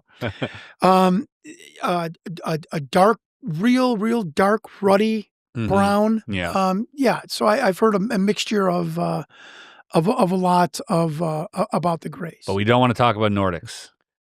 We don't want to talk about mantis. I'm not, and I don't know anything about them. So that's so strange to me that they would. Well, Chris, if I'm going to, it's 1975 and I want to expose the pro wrestling industry as fake, and I've just found this referee that's willing to do it, I am going to give him tests. I'm going to give him pre-qualifiers. Sure. I'm going to see if he can follow the line, if he's trustworthy, and don't you believe and it's that worked for me because my intelligence, my intelligence cohort has added. It is not diminished. Despite pissing off some people from the Avery. Well, to your knowledge, right? Did I just say that? Just to your knowledge as well. You don't know, because, obviously, you've ruffled feathers. Oh, God. Maybe even more than ruffled feathers, but you've caused a stir enough for you to probably breach that barrier of being technologically monitored to being infiltrated. That's how I see it. I see it as not only are your phones and emails tapped at this point, you've breached a new level where we're going to send somebody into your life that's going to befriend you, that's going to be the nicest person you've ever talked to, that'll, meet your family, that you'll bring home for Thanksgiving, and that'll go golfing with. And before you know it, they've got their claws in you. They've got their hooks in you. And now they're telling you what to say and what not to say. I mean, that to me would be concerning if that happened to me. I would be very concerned. But other than the chairman, he is the, how can I put this? Oh, I'm not going to even say it. Okay. I understand what you're saying. And so knowing that. But I contacted Dodie. My wife did actually on Facebook. Yeah. Okay, that's fine. So, but I'm not referring to Dodie. I'm referring to this other gentleman. I was going to finish most of my intel I have contacted, or I have asked for that person to contact me from another person, from another intel person. So nobody in your circle has contacted you out of the blue? Well, the chairman did. Okay. My biggest leaker. Yeah. But look what he gave me. Sure. He gave me an email from his friend. I mean. I agree. Yeah. No, for sure. Yeah, and his friends. It's just his friend wrote his first name on the bottom and said, "Please don't associate my name with this material." Like I would tell you. I'm just saying. So the chairman is really the only person that has emailed me out of the blue. And what did he email me? Gold. But I understand what you're saying. It is concerning, and if somebody told me what I could and couldn't talk about, that would bug the shit out of me. I knew it was a test, so to speak. How could we trust this guy? So now do you think you've broken that trust? I didn't say anything about any future projects or programs, or you did. So you don't know anything about those? I really don't. All I can say is one thing. Why? Okay. Well, we'll cut Do it you out. really want I'll cut the it out. entire world to know how to go into the future to see if their kid dies at 10 or their wife cheats on them with somebody at work or that they're going to get ruined in this? Do you really want the entire world to have this technology of looking into the future? And that's your answer of why 2 intelligence assets have kept me completely away from that subject Is that what they matter. told you? No. Do I want the military-industrial complex making that decision for me? That's the other question. I think look, you're going to not like this answer, but you have no idea what it's like to run the entire world or be president of the United States. You don't know what it's like to think for 350 million people. I don't either. Mm-hmm. That's definitely true. And if and I think that is 90% of this draconian. I know I use that word a lot. The draconian structure that is oppressing this secret is we cannot let it get into our enemy's hands, because if it does, God help the fate of the world. We know right now, and I want to finish my entire speech with this, but right now, the most important question and the most important phenomenon in the history of the world resides in a country that is run at least part and parcel by democracy. Right. Thank God. But they are also someone's enemy. I understand that. If I was in another country and my enemy was America, I would also be saying the same thing. Do I want America having this in their hands? Like, right. Who's to say that we're so better it's a than race another... to the top of the baseball bat, like when we were in grade school. Yeah, it's just I suppose. And that's how scary the technology must be that they have, that if this gets with any other country who is nefarious, who does not have good intentions or can rule the world. I agree. I agree fundamentally. I do agree that there are national security risks to a lot of this information. I suppose I just want to know if any of it is real. Right. And that's it, right? I'm not looking to reverse engineer a time machine.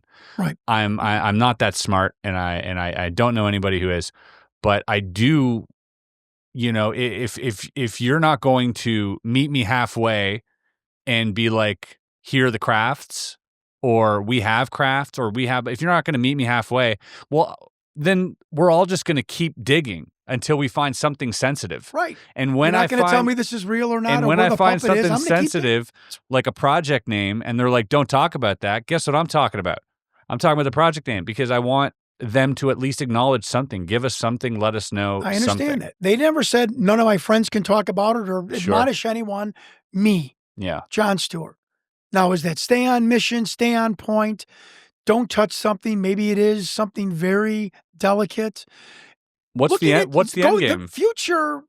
What's for you? What's the end game with these? The end game is for people? somebody in the freaking government or a former military person to stand up and say, this is this doctor, this is this doctor, this is the facility was at, this is real. I know this is real. I know where this body is. Yeah. And stop laughing at Jon Stewart.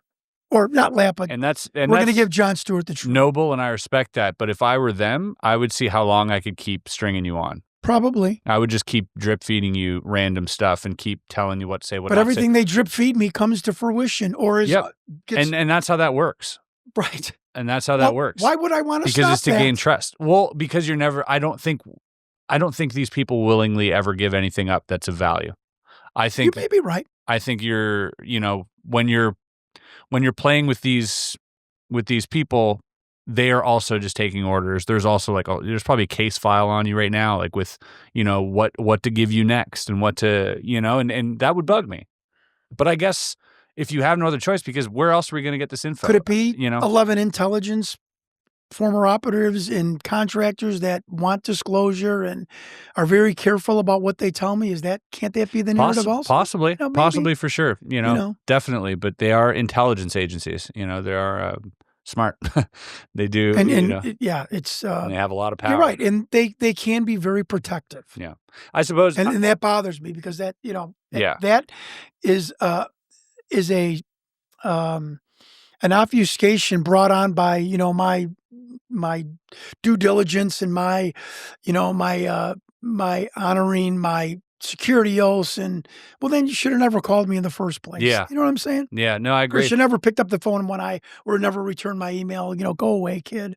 That's the murky water of the UFO scape anyways, is like, on one side, the argument can be made, oh, it's all this, but the equal and opposite argument exists as well constantly. And that somewhere in between lies a psyop. And you got a guy like John Lear saying, oh, they put that into Jon Stewart's head in 2019. Yeah. Start researching this. Bullshit. Yeah. I'm a type A alpha male. I want to hunt. I want to aggressive. And this film bothered me. And I did this on my own. There wasn't any intelligence person. And you got Carrie Cassidy from Project Camelot that'll tell anybody that'll listen to her, they chose Jon Stewart. That was told to me on a podcast. They chose you. Yeah. I don't believe that. Yeah. I don't believe that for one second. I think they went, oh, I remember Doty's first email back to me. You're investigating the alien interview. You are on a very interesting endeavor. He must have shit in his pants when he saw, after 30 years, somebody was going to start investigating this interview and not crapping his pants scared like, oh, this is, wow. Yeah. That like somebody coming to me, Mr. Stewart, I want to investigate the possible murder of that female wrestler back in 62. And I'd be like, oh, interesting. If somebody came to you right now and be honest here. Oh, I don't like the way this question's. Well, if they came to you right now and said, listen, I'll tell you everything, but you just got to keep playing ball and keep pretending and keep doing and we're going to tell you what to say, but I'll feed everything to you, everything you've ever wanted to know about this program. But we got to send you on a wild goose chase publicly. Do I have to lie publicly? You'll have to no, not lie, omit. Yes. You would. I would take that deal. You would take that deal? Yes. Until I know mankind or my neighbors were in danger. Correct. That is my I appreciate the honest answer there, because I think a lot of people would have lied to that answer. It's the Tommy Lee Jones in Space Cowboys. You'd leave me down here and go to space? Hell yeah, I would. I would walk to find away. the truth who Victor is. Yeah. God, that would be a tough choice though, because that would eat at you, and I'm sure it don't harm my neighbors or my wife or kids. But it eats at a lot of people. I know it does. Yeah. But I'm the one investigating. I'm the one that spent $30,000. I'm the one taking the heat. I can find the truth, and the deal is go out there as a blabbering, buffoon. You don't think I could leak stuff behind them, maybe, or in speech, or I could figure something out. And if I couldn't, I couldn't. But I would take that deal. I'm sorry. No, there's no one behind me writing a check to cover my losses. That's right.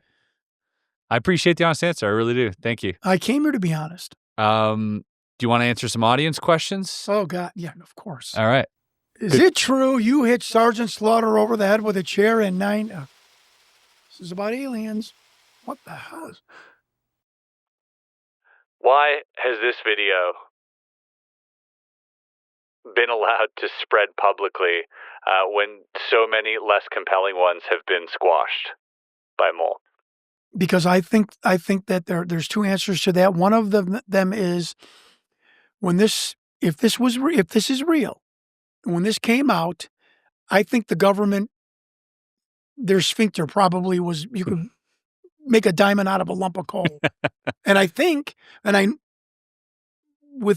good foundation, that they just said, we are up Schitt's Creek. Let's see what happens. Let's see where this goes. At the very least, we'll see how the public reacts to it. Well, why do I think the government knows who Victor is? Absolutely. Why didn't they prosecute Victor? It's called discovery. You want the government to prosecute Victor about the alien film. Then all of a sudden, I thought it's fake. Yeah. Why are you prosecuting about 3 feet of, 16 feet of cellophane film? It's fake. Oh, you're prosecuting because it's not fake. Mm-hmm. So there was a real catch-22 that the government is still in with this film.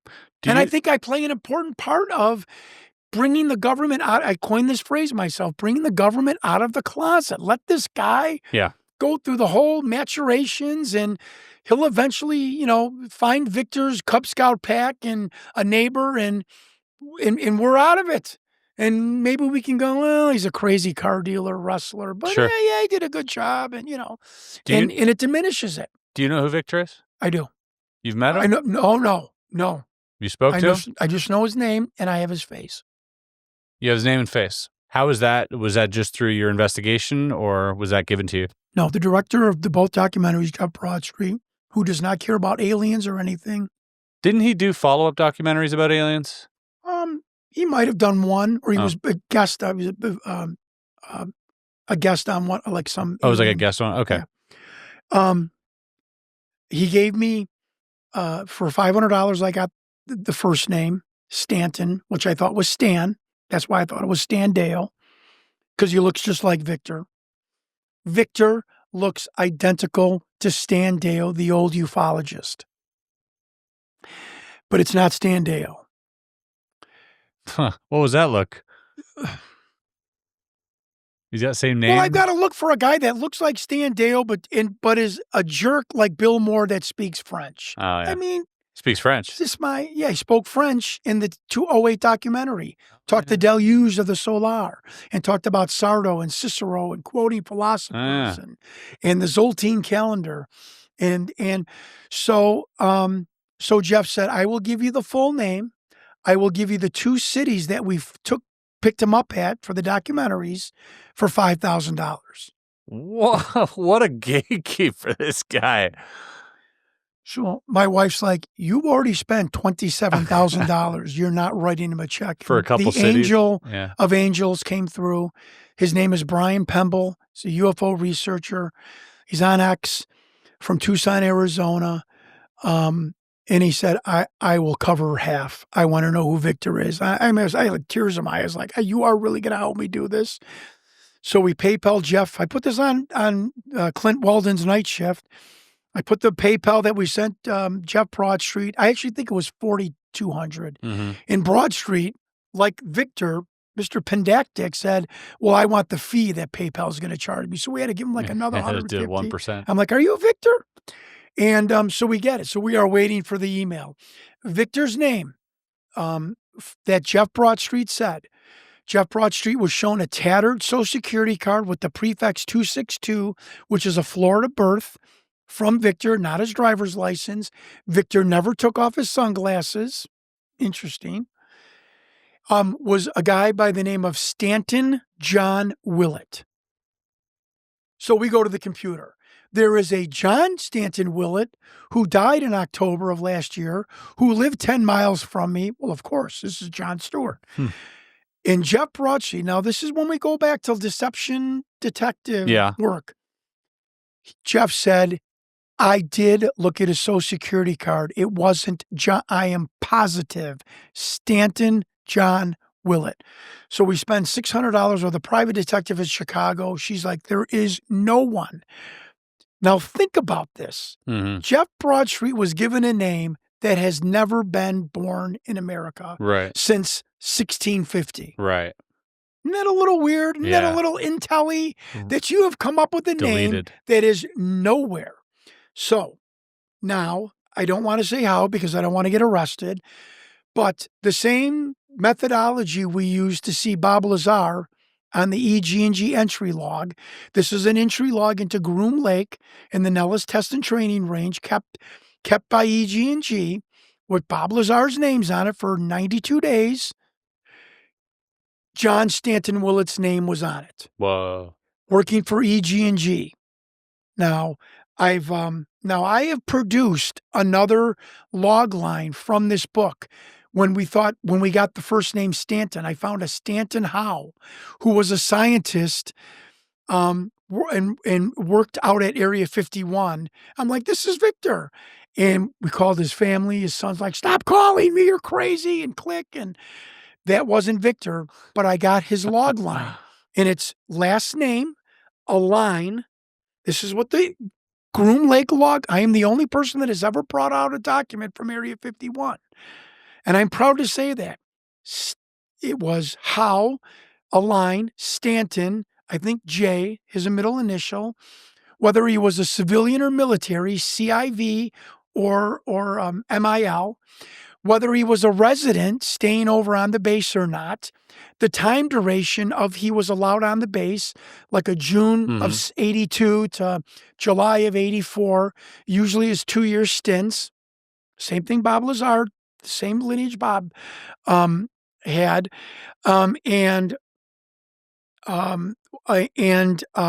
Stanton and what he worked for. In Stanton Howe, the fake Victor, was Lockheed.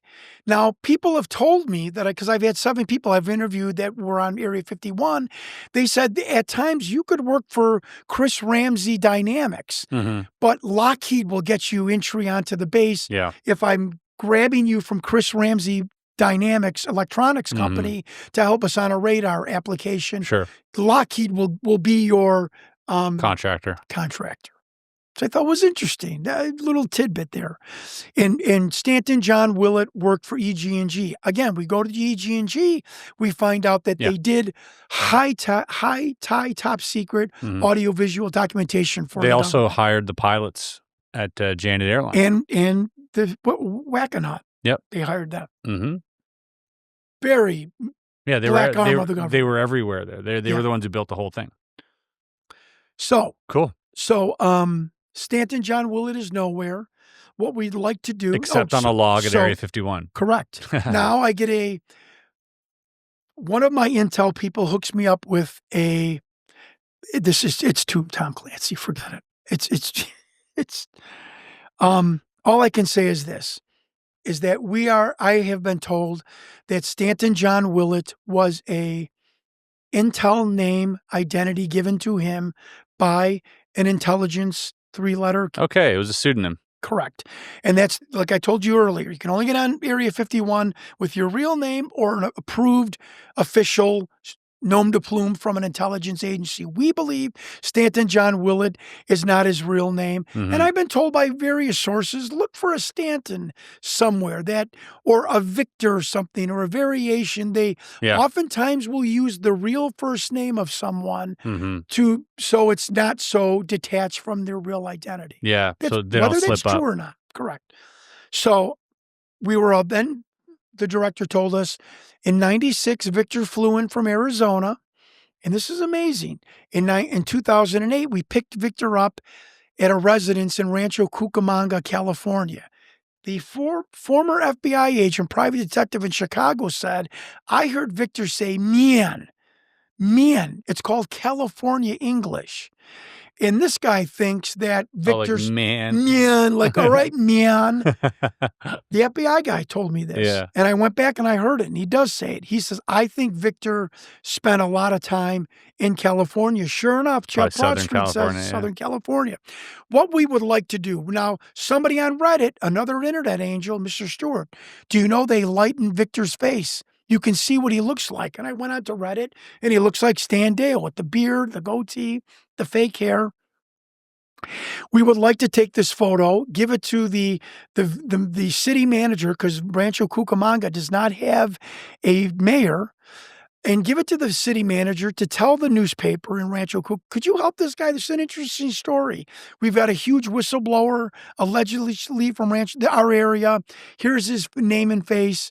Can somebody from his Cub Scout pack, his high school? Sure. Because I don't believe the government can, it's called sheep dipping. I don't believe the government can sheep dip your neighbors, your Cub Scout group members. Not everyone. And they can do it if they've given you a fake name. Yeah. You'll never find that. But if his name is Stanton Johnson. And he looks like that. It looks like that. We've got our man. So that is our next. Cool. Our next avenue with Victor. Well, Sorry, I didn't mean to go off on a No, tangent. yeah, it's very interesting. Please keep us posted. Okay.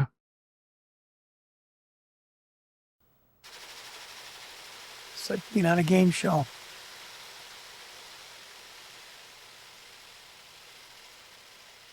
From Hex, have you had any Men in Black interactions since starting your research and coming forward? No. No name, no knocks on the door. And I've said it to everyone, and I've said it on podcast. Hey. Everyone tells you which agency they're from when they talk to you? Well, no, they're from the 27th, 64th detachment wing out of Belvoir. They do hire actors. They do hire weird-looking people. They are trained You talking about the Men in Black? Yeah. Yeah, but I mean the people that you're around, they've always they've always come forward with who they were with? Like which department they were with? Some have and some haven't. Okay. Yeah. And how do you know their intelligence if they haven't? I guess I get right. you're right. All right. Great point. But no, I have no interaction with Men in Black, and I've said it publicly. You stop stealing my emails. You want me to stop that I've touched on something that's going to compromise national security? Yeah. Be a man. That's combative. I'm sorry. Be a gentleman. Be a woman. A lady. Knock on my door. Show me your credentials. I'll take you out for coffee. I'll go show you the Home Alone house. We'll take pictures, and you can tell me why I should stop, and I'll stop. I'm happy to do that too. I think that's like a good happy middle ground with like national security and stuff. There's too many. There's no need for tomfoolery. No, I will show you what I am. Yeah, there's a lot of this because people say, oh, they're getting warnings or like, oh, my phone, I'm hearing a clicking. It's like, just be overt. Right. Let's just all just come into the light. The best antiseptic is sunlight. And that brings me to, I had 2 different emails.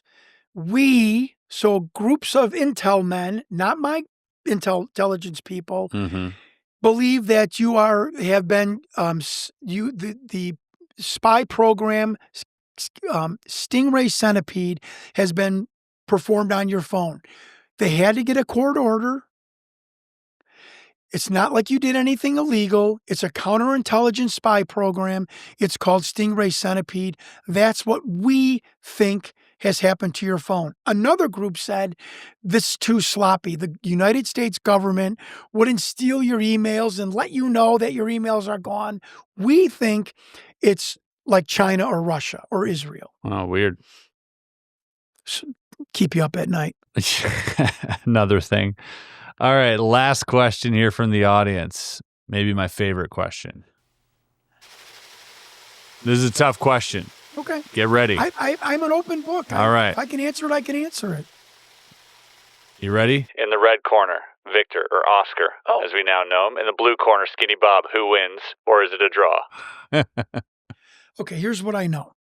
Skinny Bob has the same owner's signature and timestamp as the Victor video. Yeah, you've pointed that out before. I don't know how. I find that suspect. I do find it interesting, but I also find that it would have been much harder to put a timestamp on a film than it is digitally. And so the timestamp that's on the Victor video is more impressive. A group of 5 special effects people said this, that Skinny Bob was put through a program called Shutterstock. Yeah, which is my daughter's got that. Yeah. My daughter's in I've seen all that. I've done my due diligence on that. Yeah. I'm going to tell you why. And they can't, again, I can't figure this out. They can't figure out how the black triangle redaction was placed on that electronic film, not a reel of film. Mm-hmm. They said that on a YouTube. They were all sitting there like, I don't know how you do that. Yeah. And I don't know Corridor Crew or whatever.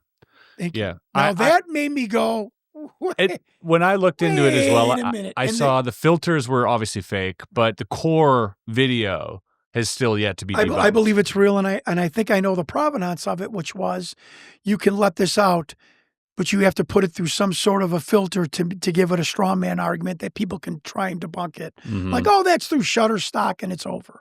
That is what I've been told about Skinny Bob. And that it was not in Russian captivity. It was like a planned leak once again. I think so. Okay, that's all the questions from the audience. Thank you for answering those. We want to touch on one more thing? Well, I just, I want to encourage people maybe not to be as crazy as I have for after 6 years and all the money I've spent, but I just want to go over, without patting myself, crediting the internet, just by going out on podcasts and doing this for 6 years, what other people have helped us. And I don't even think you even realize this is to my group and to the internet that we have the first document out of Area 51, the Stanton Howe log line. We have verified the Wilson Davis memo. We found 2 men, Kasternick and another military general, that were in the Wilson Davis memo. okay? We found those on documents on what's called the Military Bulletin Board. It's like an internal Memo board. For DOD people. And somebody on the internet found the two names. One was a brigadier general, and one was and they were in the scientific advisory. Mhm. They had SAB behind Whoa. their name. These two names were on the Wilson Davis memo. We found them on total innocuous documents on this military bulletin board. And I'm happy to prove Eric Davis, I don't know if he denies it or not. Well, he definitely does not talk about it at all. He was asked about it. He's like, I will not talk about that. We found Paul Kaminsky, USD technology, and Brigadier General Mike Kostelanik, OUSD ANT. And those were both on the Wilson Davis memos. People were saying those are fake generals, but we found them. We found them on, innocuous military, and I'm very proud of that. The internet. I think one of the biggest stories in ufology, and I don't know, I think people really do hate me. They don't want to see me win. We have proven. I don't think that's true. I'm being flippant. Yeah. But we have proven the OPNAC the SOM 01 extraterrestrial recovery manual is real. I've been in contact with Ryan Wood. Yeah, he's done a lot of work on that. He's got the measurements that he's got the Ray Z, the crate sizes. Yeah, I mean, crate size. I looked at all of that as well. Yeah, it's very compelling. Everything in that document is searchable. All of the names are retreads. S4, the blue room at Wright Pad, except one line. Well, S4 was also there was that was a point of contention, was the S-4. Right. That wouldn't. And there is an S4 at Tonopah. Yeah, there's also S4 is like just a storage facility. I think that they use it for elsewhere. There's one line that no one could figure out since 1954, where to bring living biological aliens. Mm-hmm. And it was a facility called OPNAC BBS 01. And it said, this is where you take living that aren't degenerated, living extraterrestrial specimens. No. Sitting there one day, Mr. Stewart, this is on YouTube, on a chat room. I think I know what OPNAC and that you've been talking about is. It's the oceanic platform for the North Atlantic and the Caribbean. And I'm like,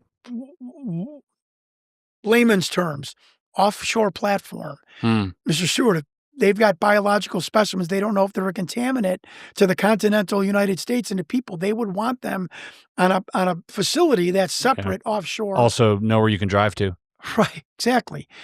And now another Italian guy named Adriano Andiamo, I think if I'm saying his name right, says, I know what the BBS is. It was the Bermuda Biological Station attached to the offshore platform. Whoa. Wait a minute.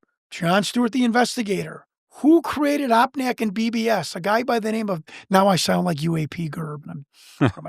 A guy by the name of Dr. Arthur Sherlock. He was a millionaire. He donated this platform to who?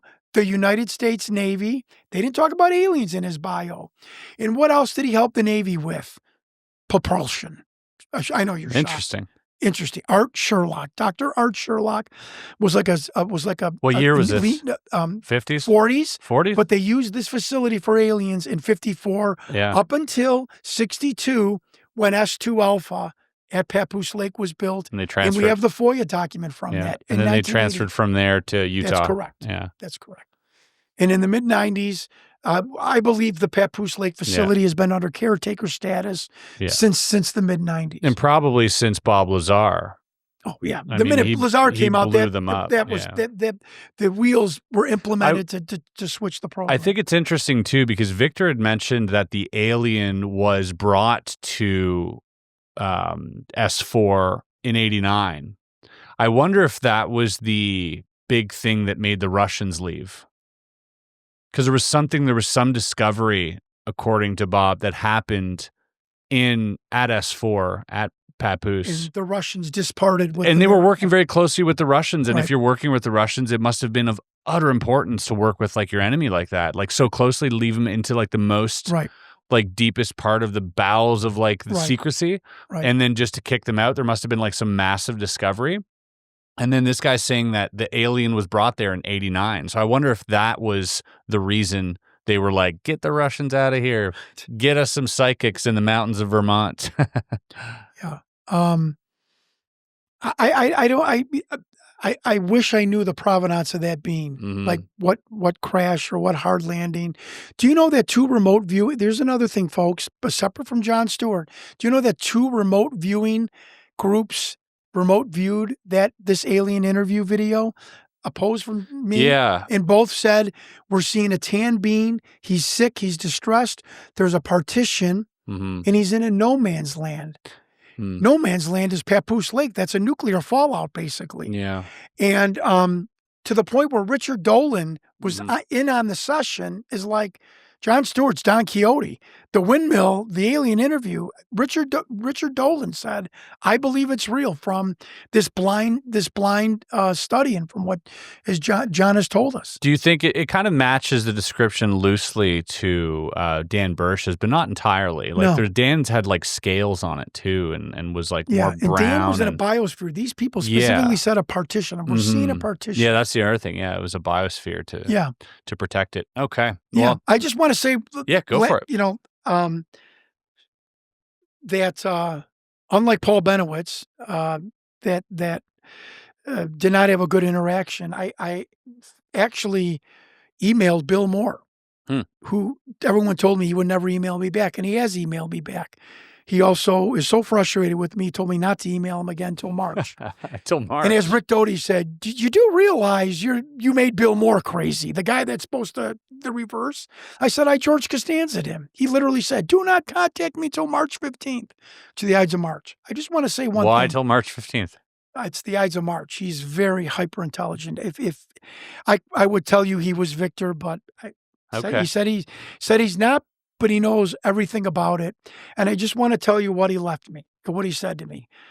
Claims he wasn't Victor, claims he had the necktie that Victor wore, that he threw it away 6 years ago, that he knows who Victor is, and that he's played a small part in this. He said it was a hoax. Listen, now, why would Jon Stewart debunk his? Because I don't care if it's real or not. He said it was a hoax, but then he says, but if I tell you the truth of that film, and if I tell you the truth of what that film is about, you and I will be swinging from an end of a rope. That is in an email from an 84-year-old former asset of the CIA. He was an asset of the CIA, not of Rick Doty. And scary. If I tell you the truth, you and I will swing from an end of a rope. Wild. I ask your viewers, what would you... I'm going to keep going. And I will find Victor's complete identity. Is that the mission? Got to be the mission. I'm on the board. I can't get off. It's like the octopus. That you octopus prove Victor. movie. Yeah, you prove Victor. You prove the alien, or you prove the video. The alien, or I at least prove the government did it, and it was a psyop. Yeah. And again, I go on record. 97 to 98%. I know the United States government had a hand in filming this, or at least recreating and filming this. I am confident. Well, I'll tell you where my conviction level has been raised incredibly due to this conversation. So I want to thank you for coming here and enlightening me, with your research. And I think, there are some people that give you a bad rap for some reason. I can't figure it out. I guess it's, you have very aggro energy, but I mean, it's directed in a way that we like, we want people like you kicking down doors and taking names, because I'm not going to do it. I'm not that person. I'm a person who has conversations and who thinks philosophically, maybe in my quiet little corner, but you're somebody, and UAP Gerb is another person who's kicking doors. And I think we need more people like that, regardless of clashing personalities. I think, I think what you're doing is a net positive to some extent. And I'd like to see you continue that safely, and, wish you all the safety in your journey. And hopefully you get to find out who Victor is. If anybody wants to support you, where can they find you? What can they do? Yeah, I think the best way, and it's worked for 6 years, and I've been told that this familiarity, this personal touch is probably what got me a lot of people to help me. Instead of them having to call a company and go through a switchboard to get a hold of me, I leave my email. My email is Jon, Jon, without the H, my middle name, Alan, Alan, my last name, Stewart, Stewart at AOL.com. Don't laugh that I have AOL. I'm an old guy. And on X, Jon Stewart IL. Well, Jon, you're a true gentleman. Thank you so much for coming here. And I hope we covered most of what you wanted to talk about today. I know you probably got a lot more. No, we did. I am just so honored to be here. It's been a great conversation. I hope with how people view you on the internet, that this moves my investigation and the conversation and moves the needle in a good direction that will help us solve this, and I can move on. I'm pretty certain it will. Yeah. Thanks for your time. Thank you, sir.